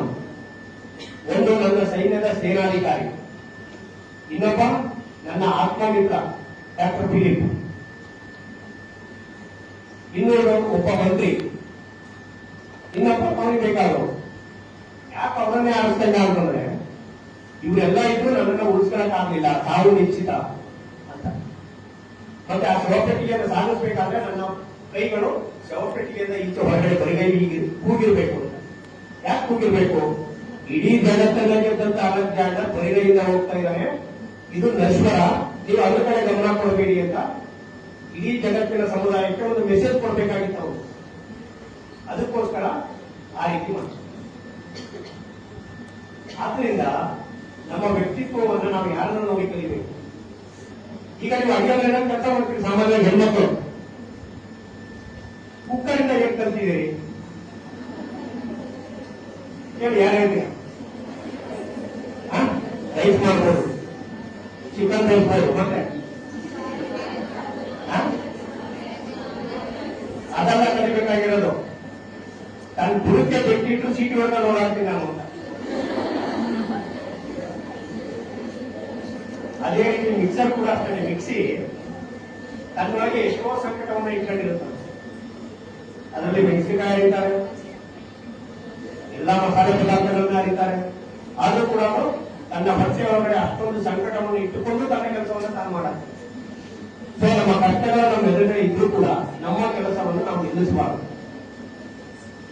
ಗಾಂಧೀಜಿಯವರು ಮಾತಾಡ್ತಾರೆ, ಮೊದಲು ಇದನ್ನು ನೋಡಿ ನಗುತ್ತಾರೆ. ಅದನ್ನು ನೀವು ಏನಾದ್ರು ಸಾಧನೆ ಮಾಡಿಕೊಳ್ತಾರೆ ಈ ಮಾತನ್ನ ನೆನಪಿಸ್ತಾರೆ. ಮೊದಲು ನಿನ್ನನ್ನು ನೋಡಿ ನಗುತ್ತಾರೆ, ಆಮೇಲೆ ನಿನ್ನನ್ನು ಅಪಹಾಸ ಮಾಡುತ್ತಾರೆ, ಆಮೇಲೆ ನಿನ್ನ ಮೇಲೆ ಹೋರಾಟಕ್ಕೆ ಇಳಿಯುತ್ತಾರೆ, ನಂತರದ ಗೆಲುವು ನಿನ್ನದೇ ಆಗಿರುತ್ತದೆ ಅಂತ. ಅವರು ಸ್ವಾತಂತ್ರ್ಯಕ್ಕೋಸ್ಕರ ಹೋರಾಟ ಮಾಡಬೇಕಾದ್ರೆ ಅವ್ರನ್ನ ಬರೀ ಮೈ ಪಕ್ಕೀರ ಅಂತ ಕರೀತಾರೆ. ಅವರು ಪಂಚವನ್ನ ಬಿಟ್ಟು ಬೇರೆ ಇನ್ನೇನು ಆಗ್ತಿರ್ಲಿಲ್ಲ. ಸೊ ಹಾಗಾಗಿ ಬರಿ ಪಕ್ಕೀರ ಅಂದ್ರೆ ಅವರನ್ನ ಬ್ರಿಟಿಷ್ ಸರ್ಕಾರ ಗುರುತಿಸ್ತಾ ಇದೆ. ಅವರು ಸ್ವಾತಂತ್ರ್ಯ ಹೋರಾಟಕ್ಕೋಸ್ಕರ ಸತ್ಯಾಗ್ರಹ ಕೂತಾಗ ಅವರನ್ನ ನೋಡಿ ನಕ್ಕರು ಬ್ರಿಟಿಷರು. ಏನ್ ಮಾಡಕ್ ಸಾಧ್ಯ ಈ ಮುಂದಿನಿಂದ? ಸ್ವಲ್ಪ ಏನೋ ಅವರಿಗೆ ಸಪೋರ್ಟ್ ಸಿಗಕ್ ಶುರುವಾಯಿತು. ಅವಾಗ ಅವ್ರು ಏನ್ ಮಾಡಿದ್ರು, ಅವ್ರ ಮೇಲೆ ಏನ್ ಮಾಡ್ತಾರೆ, ಅಪಹಾಸ ಮಾಡಕ್ ಶುರು ಮಾಡಿದ್ರು. ಮೊದಲು ನಕ್ಕರು, ಆಮೇಲೆ ಅಪಹಾಸ ಮಾಡಿದ್ರು. ಏನ್ ಮಾಡಕ್ ಸಾಧ್ಯ ಇದೆ ಈಗ ಆಮೇಲೆ ಮಾಡಿದ್ರು, ಈಗ ಏನೋ ಮಾಡ್ತಾರೆ ಮೂಲಕ ಬಿಡಲ್ಲ ಅಂತ ಹೇಳಿ ಅವ್ರ ಮೇಲೆ ಹೋರಾಟ ಮಾಡಿದ್ರು. ಹೋರಾಟ ಅಂದ್ರೆ ಯಾರು ಜೈಲ್ ಹಾಕಿದ್ರು. ಆಮೇಲಿನ ಗೆಲುವು ಯಾರು? ಗಾಂಧೀಜಿಯೇ ಆಗಿತ್ತು. ಅವರು ದೇಶವನ್ನು ಬಿಟ್ಟು ಸ್ವಾತಂತ್ರ್ಯವನ್ನು ಕೊಟ್ಟು ಮಧ್ಯರಾತ್ರಿನಲ್ಲಿ ಅನಾಥ ಪ್ರೇತಗಳ ತರ ಓಡೋಗ್ಬೇಕು ಬ್ರಿಟಿಷ್. ಹಾಗಾಗಿ ಮಾತಾ ನೆನಪಿಡ್ಲಿ, ಯಾವಾಗಲೂ ನೆನಪಿಡ್ಬೇಕು. ನೀವು ಏನೇ ಸಾಧನೆ ಮಾಡೋದು ಸರಿ, ಏನೇ ಓದಕ್ಕೋದ್ರು ಸರಿ, ಒಂದು ಮುನ್ನೂರು ನೆಕ್ತಾರೆ, ಆಮೇಲೆ ಅಪಾಸ ಮಾಡ್ತಾರೆ, ಆಮೇಲೆ ಇದನ್ನು ಹೋರಾಟಕ್ಕೆ ಇಳಿತಾರೆ. ಕೊನೆ ಗೆಲುವು ಮಾತ್ರ ನಿಜ ಆಗಿದೆ. ನೆಲ್ಸನ್ ಮಂಡೇಲಾ ಹೆಸರು ಕೇಳಿದಿರಿ ಅಲ್ವಾ? ಎಷ್ಟು ಜನ ಕೇಳಿದಿರಿ? ಅವರನ್ನ ಕಪ್ಪು ಸೂರ್ಯ ಅಂತ ಕರೀತಾರೆ. ಯಾಕೆ? ಅವರನ್ನ ಬ್ರಿಟಿಷ್ ದಕ್ಷಿಣ ಆಫ್ರಿಕಾದವರು, ದಕ್ಷಿಣ ಆಫ್ರಿಕಾ ದೇಶದ ಮಹಾನ್ ದೇಶಭಕ್ತ ನಮ್ಮ ಗಾಂಧಿ ತರ, ಅವರನ್ನ ದಕ್ಷಿಣ ಆಫ್ರಿಕಾದ ಗಾಂಧಿ ಅಂತ ಕರೀತಾರೆ. 30 ವರ್ಷಗಳ ಕಾಲ ಅವರನ್ನ ಕತ್ತಲ ಕೋಣೆಗೆ ಬಂಧಿಸಿಟ್ಟಿರುತ್ತೆ ಬ್ರಿಟಿಷ್ ಸರ್ಕಾರ. 1 ವರ್ಷ 2 ವರ್ಷ ಅಲ್ಲ, 30 ವರ್ಷಗಳ ಕಾಲ ಬೆಳಕೆ ಇಲ್ಲ, ಕತ್ಲು. ಏನಾಗುತ್ತೆ ಕಣ್ಣುಗಳ ಪರಿಸ್ಥಿತಿ ಬೆಳಕು ನೋಡೋದಿದ್ರೆ? ನಾವು ಅಕ್ಷರಗಳನ್ನ ಬರೀದೇ ಹೋದ್ರೆ 10 ವರ್ಷಕ್ಕೆ ನಮ್ಗೆ ಮತ್ತೆ ಹೋಗುತ್ತೆ ಏನ್ ಅಕ್ಷರ ಅಂತ ಬರೀಬೇಕು ಅಂತ. ಸಂಜಯ್ ದತ್ತ ಒಬ್ಬ ಫಿಲಂ ಆಗ್ತಿದ್ದಾರೆ ಗೊತ್ತಲ್ವಾ? ಅವನನ್ನ ಟಾಡಾ ಕಾಯ್ದೆಗೆ ಬಂಧಿಸ್ತಾರೆ. ಅವನು ಜೈಲಿನ ಗೋಡೆಗಳ ಮೇಲೆಲ್ಲ ಗೀಚ್ಬಿಟ್ಟಿರ್ತಾನೆ ಅಕ್ಷರಗಳನ್ನು, ಮರ್ತೋಗ್ಬಿಡುತ್ತೆ ಅಂತ. ಹಾಗಾಗಿ ನಮ್ಮ ವ್ಯಕ್ತಿತ್ವವನ್ನು ರೂಪುಗಳು ಮಾಡಬೇಕಾದ್ರೆ ಈ ತರದ ವ್ಯಕ್ತಿಗಳನ್ನ ನಮ್ಮ ಕಣ್ಮುಂದೆ ತರ್ಕೋಬೇಕು. 30 ವರ್ಷಗಳ ಕಾಲ ಒಂದು ಕಟ್ಟಡ ಕೋಣೆಯಲ್ಲಿ ಇರೋದು ಅಂತಂದ್ರೆ ಸಾಮಾನ್ಯ ಅಲ್ಲ. ನೀವು ಒಂದು ದಿನ ಇದ್ದು ನೋಡಿ, ಒಂದೇ ಒಂದು ದಿನ ಇದ್ದು ನೋಡಿ. ನಾನು ಕರೋನಾ ಟೈಮಲ್ಲಿ ICU ಅಲ್ಲಿದ್ದೆ. ಒಂದು ದಿನ 24 ಅವರ್ಸ್ ಒಂದು ದಿನ ಕಳೆಯೋದಕ್ಕೆ ತುಂಬಾ ಹರಸಾಹಸ ಪಟ್ಟಿದ್ದೀನಿ. ಎಲ್ಲ ಹೆಣಗಳು ಬಿದ್ದಿದ್ದಾವೆ. ಒಂದು ಬೆಡ್ ಮೇಲೆ ನಾನಿದ್ದೀನಿ, ಇನ್ಯಾರು ಊಟ ತಂದು ಕೊಡ್ತಾರೆ, ಒಂದು ಬರಾಬರ ಅಂತ ಉಚ್ಚಾರಕ್ಕಾಗ್ತಿಲ್ಲ. ಗಂಡದಲ್ಲಿ ಸಾಯ್ತಾ ಇದ್ದಾರೆ, ಅವ್ರನ್ನ ಬಟ್ಟೆಗಳು ಮುಚ್ಕೊಂಡು ಹೋಗ್ತಾ ಇದ್ದಾರೆ. Only 24 hour. ಜಿಗುಪ್ತ ಬಂದಿರ್ತಾರೆ, 10 ಸಾವಿರ ಮನೆಗಳಿದ್ದಾಗಿ ಆಸ್ಪತ್ರೆಯಲ್ಲಿ ಇರಬೇಡ ಅಂತ ತೀರ್ಮಾನಿಕೊಂಡಿಲ್ಲ. ಒಂದು ದಿನ ಕರೆಯೋಕ್ಕಾಗದಿದ್ದಂತ ನಾವು 30 ವರ್ಷ ಕತ್ತಲ ಕೋಣೆಗಳಂತ ನೆಲ್ಸನ್ ಮಂಡೇಲಾ ಆಗಿದೆ. ನಂತರ ಅವರು ದಕ್ಷಿಣ ಆಫ್ರಿಕಾದ ಪ್ರಧಾನಿ ಅಧ್ಯಕ್ಷರಾದರು. ಹಾಗಾಗಿ ಈ ತರದ ವ್ಯಕ್ತಿತ್ವಗಳನ್ನು ನಾವು ಅಧ್ಯಯನ ಮಾಡಬೇಕು, ನೋಡಬೇಕು. ಎಷ್ಟು ಜನಕ್ಕೆ ತಿಳ್ಕೊಳ್ಳುವಂತ ಹವ್ಯಾಸ ಇದೆ? Very good. ಎಲ್ಲಿ ಹೋಗ್ತೀರಿ? ಮನೆಯಲ್ಲ, ಕಾಲೇಜಲ್ಲ? ಯಾರಾದ್ರೂ ಒಬ್ರು ಹೆಸರು ನಿಂತ್ಕೊಂಡು ಯಾವ ಪತ್ರಿಕೆ ಓದ್ತೀವಿ ಅಂತ ಹೇಳ್ಬೋದಾ? ಪತ್ರಿಕೆ ಹೆಸರು ಹೇಳ್ಬೋದಾ? ಹೇಳಿ. ಮೈಸೂರಿನಿಂದ ಕಾರ್ಯದಲ್ಲೂ ಇದೆಯಲ್ವಾ? 2-3 ಪತ್ರಿಕೆಗಳು ತರ್ತಾರೆ, ಯಾರು ಓದೋದಿಲ್ಲ. ನಿಮ್ಗೋಸ್ಕರ ತರ್ತಾರೆ ಅವರು, ಅವ್ರಿಗೋಸ್ಕರ ಅಲ್ಲ. ನೀವು ಬರೀ ಪಠ್ಯವನ್ನ ಓದಿದ್ರೆ ಸಾಕು. ಜೀವನ ಬರೀ ಪಠ್ಯವನ್ನ ಕೇಳೋದಿಲ್ಲ. ಜೀವನ ತುಂಬಾ ದೊಡ್ಡದಿದೆ. ಫೀಸ್ ತಗೊಂಡ್ರೆ ಹೇಳ್ತಕ್ಕಂಥ ವಿಶ್ವವಿದ್ಯಾಲಯ ಅಂದ್ರೆ ಈ ಜಗತ್ತು ಮಾತ್ರ, ಹೊರ ಪ್ರಪಂಚ ಮಾತ್ರ. ಅದು ಚಳಿ ಕೊಡುತ್ತೆ, ಪಾಠ ಕಲಿಸುತ್ತೆ. ಫೀಸ್ ಮಾತ್ರ ತಗೊಳ್ಳಲ್ಲ. ಇಲ್ಲಿ ಫೀಸ್ ತಗೊಳ್ತಾರೆ, ಪಾಠ ಹೇಳ್ತಾರೆ. ಯಾವ್ದೋ ಒಂದು ಮಗು ಮನೆಗೆ ಹೋಗಿ ಹೇಳ್ತಾ ಇದ್ದಂತೆ, ತಾಜ್ ಮಹಲ್ ಹುಬ್ಳಿ, ತಾಜ್ ಮಹಲ್ ಹುಬ್ಳಿ ಅಂತ. ಅವ್ರ ಅಪ್ಪ ನೋಡ್ದ, ತಾಜ್ ಮಹಲ್ ಹುಬ್ಳಿ. ಎಷ್ಟು ಕೋಪ ಬಂತು ಅಂತಂದ್ರೆ, ಹೋದ ತಕ್ಷಣ ಮಗು ಕರ್ಕೊಂಡು ಸ್ಕೂಲಿಗೆ ಹೆಡ್ ಮೇಡಮ್ ಹತ್ರ ಹೋದ. ಮೇಡಮ್ ಏನ್ ಕಲಿಸಿದೀರ ನೀವು? ಏನಾಯ್ತು ಅಂದ್ರು. ಅಲ್ಲ ಏನ್ ಕಲಿಸಿದೀರಿ ಅಂತ. ಅಲ್ಲ ನನ್ನ ಮಗ ಹೇಳ್ತಾ ಇದ್ದಾನೆ, ತಾಜ್ ಮಹಲ್ ಹುಬ್ಳಿ ಅಂತ. ಸರಿ ಇದೆಯಾ ನಾನು? ಸರಿ ಇದೆಯಾ? ಅಲ್ಲ ಸಾರ್, ನಿಮ್ಗೆ ಪ್ರತಿ ದಿವಸ ಹಾಕ್ತಿದೀವಿ ಫೀಸ್ ಕಟ್ಟಿ ಅಂತ. ನೀವು ಫೀಸ್ ಕಟ್ಟೋವರೆಗೂ ತಾಜ್ ಮಹಲ್ ಹುಬ್ಳಿಲೇ ಇರುತ್ತೆ. ಆಮೇಲೆ ಗೊತ್ತಾಗುತ್ತೆ ತಾಜ್ ಮಹಲ್ ಎಲ್ಲಿದೆ. Very good. ಹಾಗಾದ್ರೆ ಕಟ್ಟಿಸ್ತವರು ಅದು ಕತೆ ಬೇರೆ ಇದೆ, ಬೇಡ. ಇನ್ನೊಂದು ಯಾವತ್ತಾದ್ರೂ ಬಂದ್ರೆ ಅವಕಾಶ ಸಿಕ್ಕರೆ ಹೇಳುವ. ನೀವು ಕಲಿತಕ್ಕಂಥ ವಿದ್ಯೆ 15 ವರ್ಷ ಕಲಿತೀರಿ ಅಂತ ಹೇಳಿದೆ ನಾನು. ಆ 15 ವರ್ಷಗಳ ವಿದ್ಯೆಯಲ್ಲಿ ನಿಮ್ಮ ಇಡೀ ವ್ಯಕ್ತಿತ್ವ, ಇಡೀ ನಿಮ್ಮ ಜೀವನವನ್ನು ರೂಪಿಸಬೇಕಾಗಿದೆ. ನೀವು ಓದ್ಬೇಕಾದ್ರೆ ಎಷ್ಟೋ ಜನ ನೋಡಿದೀನಿ, ಎಕ್ಸಾಮ್ಗೆ ಹತ್ರ ಬಂದ್ರೆ 3 ಗಂಟೆಗೆ ಅವರು, 2 ಗಂಟೆಗೆ ಅವರು ಅದನ್ನ ಯುದ್ಧ ಕಾಲೇಜ್ ಶಸ್ತ್ರಾಭ್ಯಾಸ ಅಂತ ಕರೀತಾರೆ. ಅಂದ್ರೆ ಯುದ್ಧ ಶುರುವಾಗಿದೆ, ನಾಳೆ ಶುರುವಾಯ್ತಂದ್ರೆ ಇವತ್ತು ಶಸ್ತ್ರಾಭ್ಯಾಸ ಮಾಡ ಹೂ ಅಂತ ಹೇಳಿ. ಇನ್ನೊಂದು ಮಾತಿದೆ, ಗಡ್ಡಕ್ಕೆ ಬೆಂಕಿ ಬಿದ್ದಾಗ ಬಾವಿ ತೊಡೋದು ಅಂತ. ಮತ್ತೆ ಬಾವಿ ತೊಡಿದ್ದರಿಂದ ಗಡ್ಡಕ್ಕೆ ಬೆಂಕಿ ಬಿದ್ದ ತಕ್ಷಣ ನೀರು ಎತ್ಕೊಂಡ್ಬಂದಿತ್ತು. ನೀವು ಗಡ್ಡಕ್ಕೆ ಬೆಂಕಿ ಬಿದ್ದರೆ ಬಾವಿ ತೊಡಿದ್ರೆ ಆಗೋದಿಲ್ಲ. ಎಕ್ಸಾಮ್ ಮುಂದೆ ಬಂದಾಗ ನೀವು ಓದ್ತೀನಿ ಅಂದ್ರೆ ಆಗೋದಿಲ್ಲ. ನೀವು ಬೆಳಗ್ಗೆ ಎದ್ದ ತಕ್ಷಣ ಇಡೀ ದಿನದ ಊಟವನ್ನ ಮಾಡ್ಬಿಡ್ತೀರಾ? 3 ಹೊತ್ತು ಊಟ ಮಾಡ್ತೀರಲ್ವಾ? ಬೆಳಿಗ್ಗೆ ತಿಂಡಿ, ಮಧ್ಯಾಹ್ನ ಊಟ, ರಾತ್ರಿ ಊಟ. ಅದ್ರ ಒಂದೇ ಹೊತ್ತು ತಿನ್ನಕ್ಕಾಗಲ್ಲ. ಅದೇ ರೀತಿ ಓದೋದು ಕೂಡ ಹಾಗೇನೆ, ಒಂದೇ ಸಾರಿ ಓದಕ್ಕಾಗಲ್ಲ. ಹೆಂಗ್ ಓದ್ಬೇಕು? ನಿತ್ಯ ನಿರಂತರ ಪ್ರಯತ್ನ ಇರಬೇಕು. ಯಾವತ್ತ ಒಂದೇ ಓದ್ತೀನಿ ಅಂದ್ರೆ ಆಗಲ್ಲ. ಇನ್ನು ಕೆಲವರೆಲ್ಲ ನನಗೆ ಸಾಕು ಕ್ಲಾಸಲ್ಲಿ ಕೇಳಿದ್ರೆ ಸಾಕು, ನಾನು ಬರ್ಬಿಡ್ತೀನಿ ಅಂತ. ಸಾಧ್ಯನೇ ಇಲ್ಲ. ಅವ್ರು ಯಾರೋ ಧೈರ್ಯ ಮಾಡುವವರಾಗಿರ್ಬೇಕಷ್ಟೇ, ಸುಳ್ಳೇನಿಲ್ಲ. ಈ SSLC PUC ರಿಸಲ್ಟ್ ಬಂದಾಗ ನೀವು ನೋಡಿ, 625ಕ್ಕೆ 625 ಅಂಕಗಳನ್ನು ಪಡೆದವರು ಹೇಳ್ತಾ ಇರ್ತಾರೆ. ಕೇಳಿದ್ರೆ ಯಾರಾದ್ರೂ ಸಂದರ್ಶನಗಳನ್ನ ಸಾಮಾನ್ಯವಾಗಿ ಸರ್ಕಾರಿ ಕಾಲೇಜು, ಸರ್ಕಾರಿ ಶಾಲೆಗಳನ್ನು ಓದ್ತಾ ಇರ್ತಾರೆ. ಆ ತರ ಬಂದವರು ಅವ್ರು ಯಾವತ್ತೂ ನಾನು 18 ಗಂಟೆಗಳ ಕಾಲ ಓದ್ತೀನಿ ಅಂತ ಹೇಳೋದೇ ಇಲ್ಲ. 4-5 ಗಂಟೆ ನಿಯತ ಓದ್ತಾರೆ. ಅಂದ್ರೆ ಶ್ರಮ ಹಾಕಿ ಶ್ರದ್ಧೆಯಿಂದ ಓದ್ತಾರೆ. ಅದನ್ನ ನಾವು ರೂಢಿ ಮಾಡ್ತಾರೆ. ಅವ್ರು ಹೇಳೋದು ಅಷ್ಟೇ, ನೀವು ಕೇಳ್ಬೇಕು, ಯಾರ ಸಂದರ್ಭ ಬೇಕಾದ್ರೂ ಕೇಳಿ. ನಮ್ಮ ಮನೆಯವರು ಕುಟುಂಬದವರು ಸಪೋರ್ಟ್ ಮಾಡಿದ್ರು, ಗೆಳೆಯರು ಸಪೋರ್ಟ್ ಮಾಡಿದ್ರು. ನಾನು ಯಾವ ಟ್ಯೂಷನ್ ಹೋಗಿಲ್ಲ ಅಂತ ಹೇಳ್ತಾರೆ. ಇವತ್ತಿನ ಹೋಗಿ ಸರ್ಚ್ ಮಾಡಿ ನೋಡ್ಬೋದು. ಸೊ ನಿಮ್ಮ ವ್ಯಕ್ತಿತ್ವವನ್ನ ನೀವೇ ಬೆಳೆಸಬೇಕು. ಅದು ನಿಮ್ಮ ಕೈಯಲ್ಲಿ, ನಿಮಗೆ ನೀವೇ ಬೇಕು. ಪ್ರಿನ್ಸಿಪಾಲ್ ಕೇಂದ್ರ ಎಷ್ಟರ ಹೋಗಿದ್ದೀನ, ಅವರ ಎದುರುಗಡೆ ಒಂದು ಫೋಟೋ ಇದೆ, ಸ್ವಾಮಿ ವಿವೇಕಾನಂದರ ಫೋಟೋ.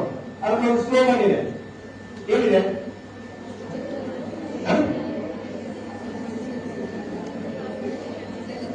ಏಳಿ ಎದ್ದೇಳಿ ಗುರಿ ಮುಟ್ಟುವ ತನಕ ನಿಲ್ಲದಿರಿ ಅಂತ.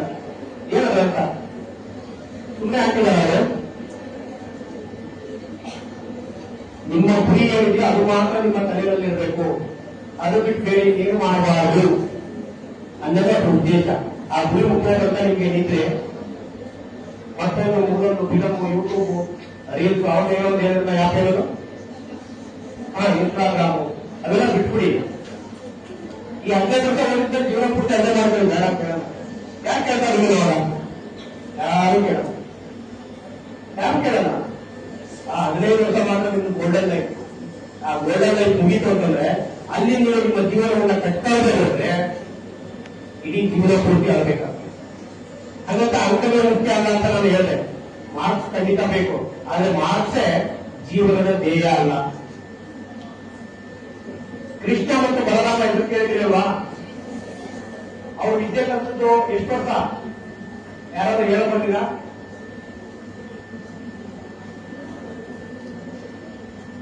ಯಾರಿಲ್ವಾ?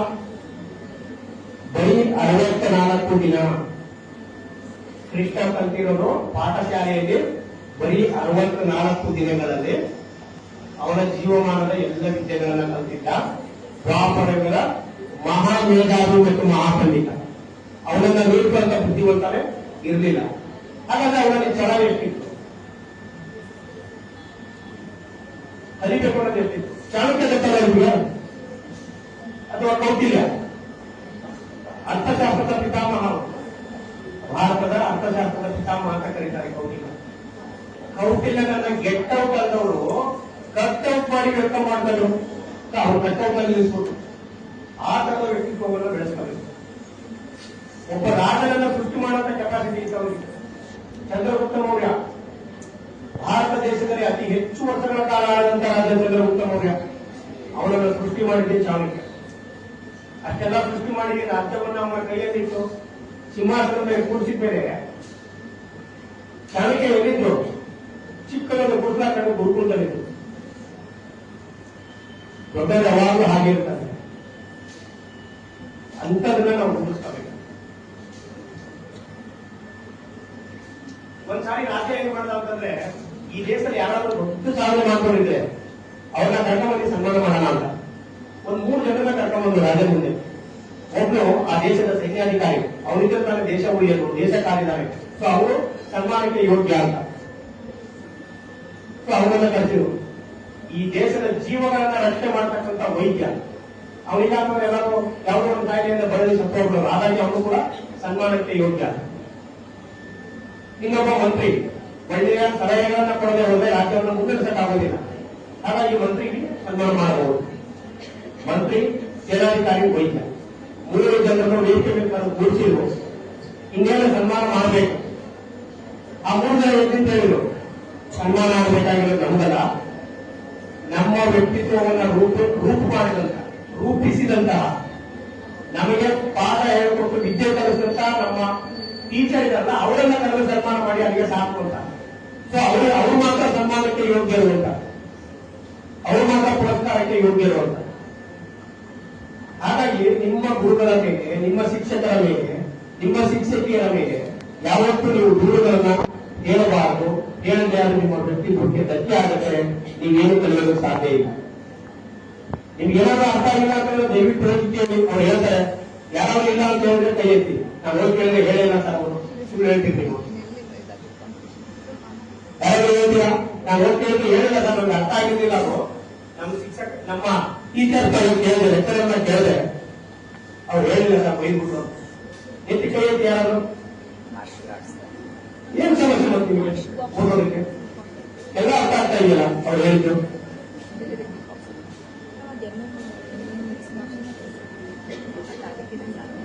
ಒಳ್ಳೆಯ ಪುಸ್ತಕ ಹೋಗ್ಬೋದು. ನಿಮಗೆ ಓದೋಕ್ಕಿರುವಂತ ಅವಕಾಶ ಹೆಂಗಿರಬೇಕು. ಆ ಹೊರಗಡೆ ನೀವು ಕಾಲೇಜ್ ಮುಗಿಸ್ಕೊಂಡು ಮನೆಗೆ ಹೋಗ್ತಿರಲ್ವಾ, ಮನೆಗೆ ಹೋಗುವಾಗ ರಸ್ತೆ ಅಕ್ಕಪಕ್ಕ ಗಮನಿಸಿದ್ರು. ನಿಮ್ಮದೇ ವಯಸ್ಸಿನ ಮಕ್ಕಳು ಎಷ್ಟೋ ಜನ ಭಿಕ್ಷೆ ಬೇಡ್ತಾ ಇದ್ದಾರೆ, ಹಂಗೆ ಮಾಡ್ತಾ ಇದ್ದಾರೆ, ಕೂಲಿ ಮಾಡ್ತಾ ಇದ್ದಾರೆ, ನೋಡಿದ್ರಲ್ವಾ? ಅವರಿಗೆ ನಿಮ್ಮ ಅವಕಾಶ ಇಲ್ಲ, ಓದೋ ಅವಕಾಶ ಇಲ್ಲ. ಪಾಪ ಬಡವರು ಕಟ್ಟುವ ಶಕ್ತಿ ಇಲ್ಲ ತಂದೆ ತಾಯಿಗೆ.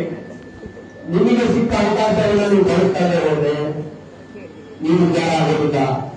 ನೀವು ನಿಮ್ಮನ್ನ ಉದ್ಧಾರ ಮಾಡ್ಕೋಬೇಕು ಅಂತಂದ್ರೆ ನಿಮಗೆ ನೀವೇ ಅರಿವು ಮಾಡ್ಕೋಬೇಕು, ತಿರುವು ಮಾಡ್ಕೋಬೇಕು. ಯಾರು ನಿಮ್ಮನ್ನು ಉದ್ಧಾರ ಮಾಡಲ್ಲ ಈ ಜಗತ್ತಲ್ಲಿ. ಯಾರಿಗೂ ಆ ವ್ಯವಧಾನ ಇಲ್ಲ ಇವತ್ತಿನ ಕಾಲದಲ್ಲಿ. ಯಾರಾದ್ರೂ ಆ ಬಂದ್ ಮಾಡಿದ್ರೆ ಪುಣ್ಯಾತ್ಮರು ಅವ್ರನ್ನ ಇದ್ದಲ್ಲಿ ನೆನ್ಪಿಟ್ಕೊಳ್ಳಿ, ಮರಿಬೇಡಿ. ಅವ್ರನ್ನ ಅಂತವ್ರನ್ನ ಉಳಿಸ್ಕೋಬೇಕು, ಒಳ್ಳೆಯವ್ರ ಸಹವಾಸ ಮಾಡಿ. ಆಮೇಲೆ ನೀವು ಮೊಬೈಲ್ ತರ್ತೀರಿ ಅಲ್ವಾ ಮನೆಯಿಂದ, ತರಬೇಕಾದ್ರೆ ಮನೆ ಬಿಟ್ಟ ತಕ್ಷಣ ಕಾಲೇಜ್ ಬಿಟ್ಟವರೆಗೂ, ಮತ್ತೆ ಕಾಲೇಜ್ ಬಿಟ್ಟ ತಕ್ಷಣ ಮನೆ ಮುಟ್ಟವರೆಗೂ, ಕಾಲೇಜ್ ಬಿಟ್ಟ ತಕ್ಷಣ ನೀವೇನ್ ಮಾಡ್ಬೇಕು ಅಂತಂದ್ರೆ ಒಂದು ಲೊಕೇಶನ್ ಕಳಿಸ್ಬೇಕು ಮನೆಗೆ. ಯಾಕೆ? ಅದು ನಿಮ್ಮ ಮಾನ ಪ್ರಾಣ ಎರಡನ್ನೂ ಕಾಪಾಡಬಹುದು. ಆ ಲೊಕೇಶನ್ ಇದೆ. ಸುಮ್ಮನೆ ಒಂದು ಅರ್ಧ ಗಂಟೆ ಒಂದೊಂದು ಲೊಕೇಶನ್ ಕಳಿಸ್ಬೇಕು. ಯಾವತ್ತಾದ್ರೂ ಏನಾದ್ರೂ ದುರ್ಘಟನೆ ಏನಂದ್ರೆ ಅದು ನಿಮ್ಮನ್ನ ಕಾಪಾಡುತ್ತೆ, ನಿಮ್ಮನ್ನ ಪತ್ತೆ ಹಚ್ಚುತ್ತೆ. ಅಂತಕ್ಕೆ ಬಳಸಿ ಮೊಬೈಲ್ನ. ಯಾರ ಕಳಿಸಿದ್ರ ಆ ಥರ ಲೊಕೇಶನ್ ಕಳಿಸಿದ್ರು ಯಾರಾದ್ರೂ ಇದ್ದೀರಾ ಮನೆಗೆ? ನಾನು ಇಂತಲ್ಲಿದ್ದೀನಿ ಹೋಗ್ತಾ ಈ ತರದ ವ್ಯಕ್ತಿತ್ವಗಳನ್ನು ಬೆಳೆಸ್ಕೊಳ್ಳಿ. ಸಾಕಷ್ಟು ಎಲ್ಲರೂ ಬೋರಾಗಿದೆ ಅನ್ನೋ ಗೊತ್ತಿಲ್ಲ ಅಲ್ವಾ? ಇಪ್ಪತ್ತೈದು ನನ್ನನ್ನು ಸಹಿಸಿಕೊಂಡಿದ್ದಕ್ಕೆ ದೊಡ್ಡ ಧನ್ಯವಾದ. ಈ ಅವಕಾಶವನ್ನು ಧನ್ಯವಾದ.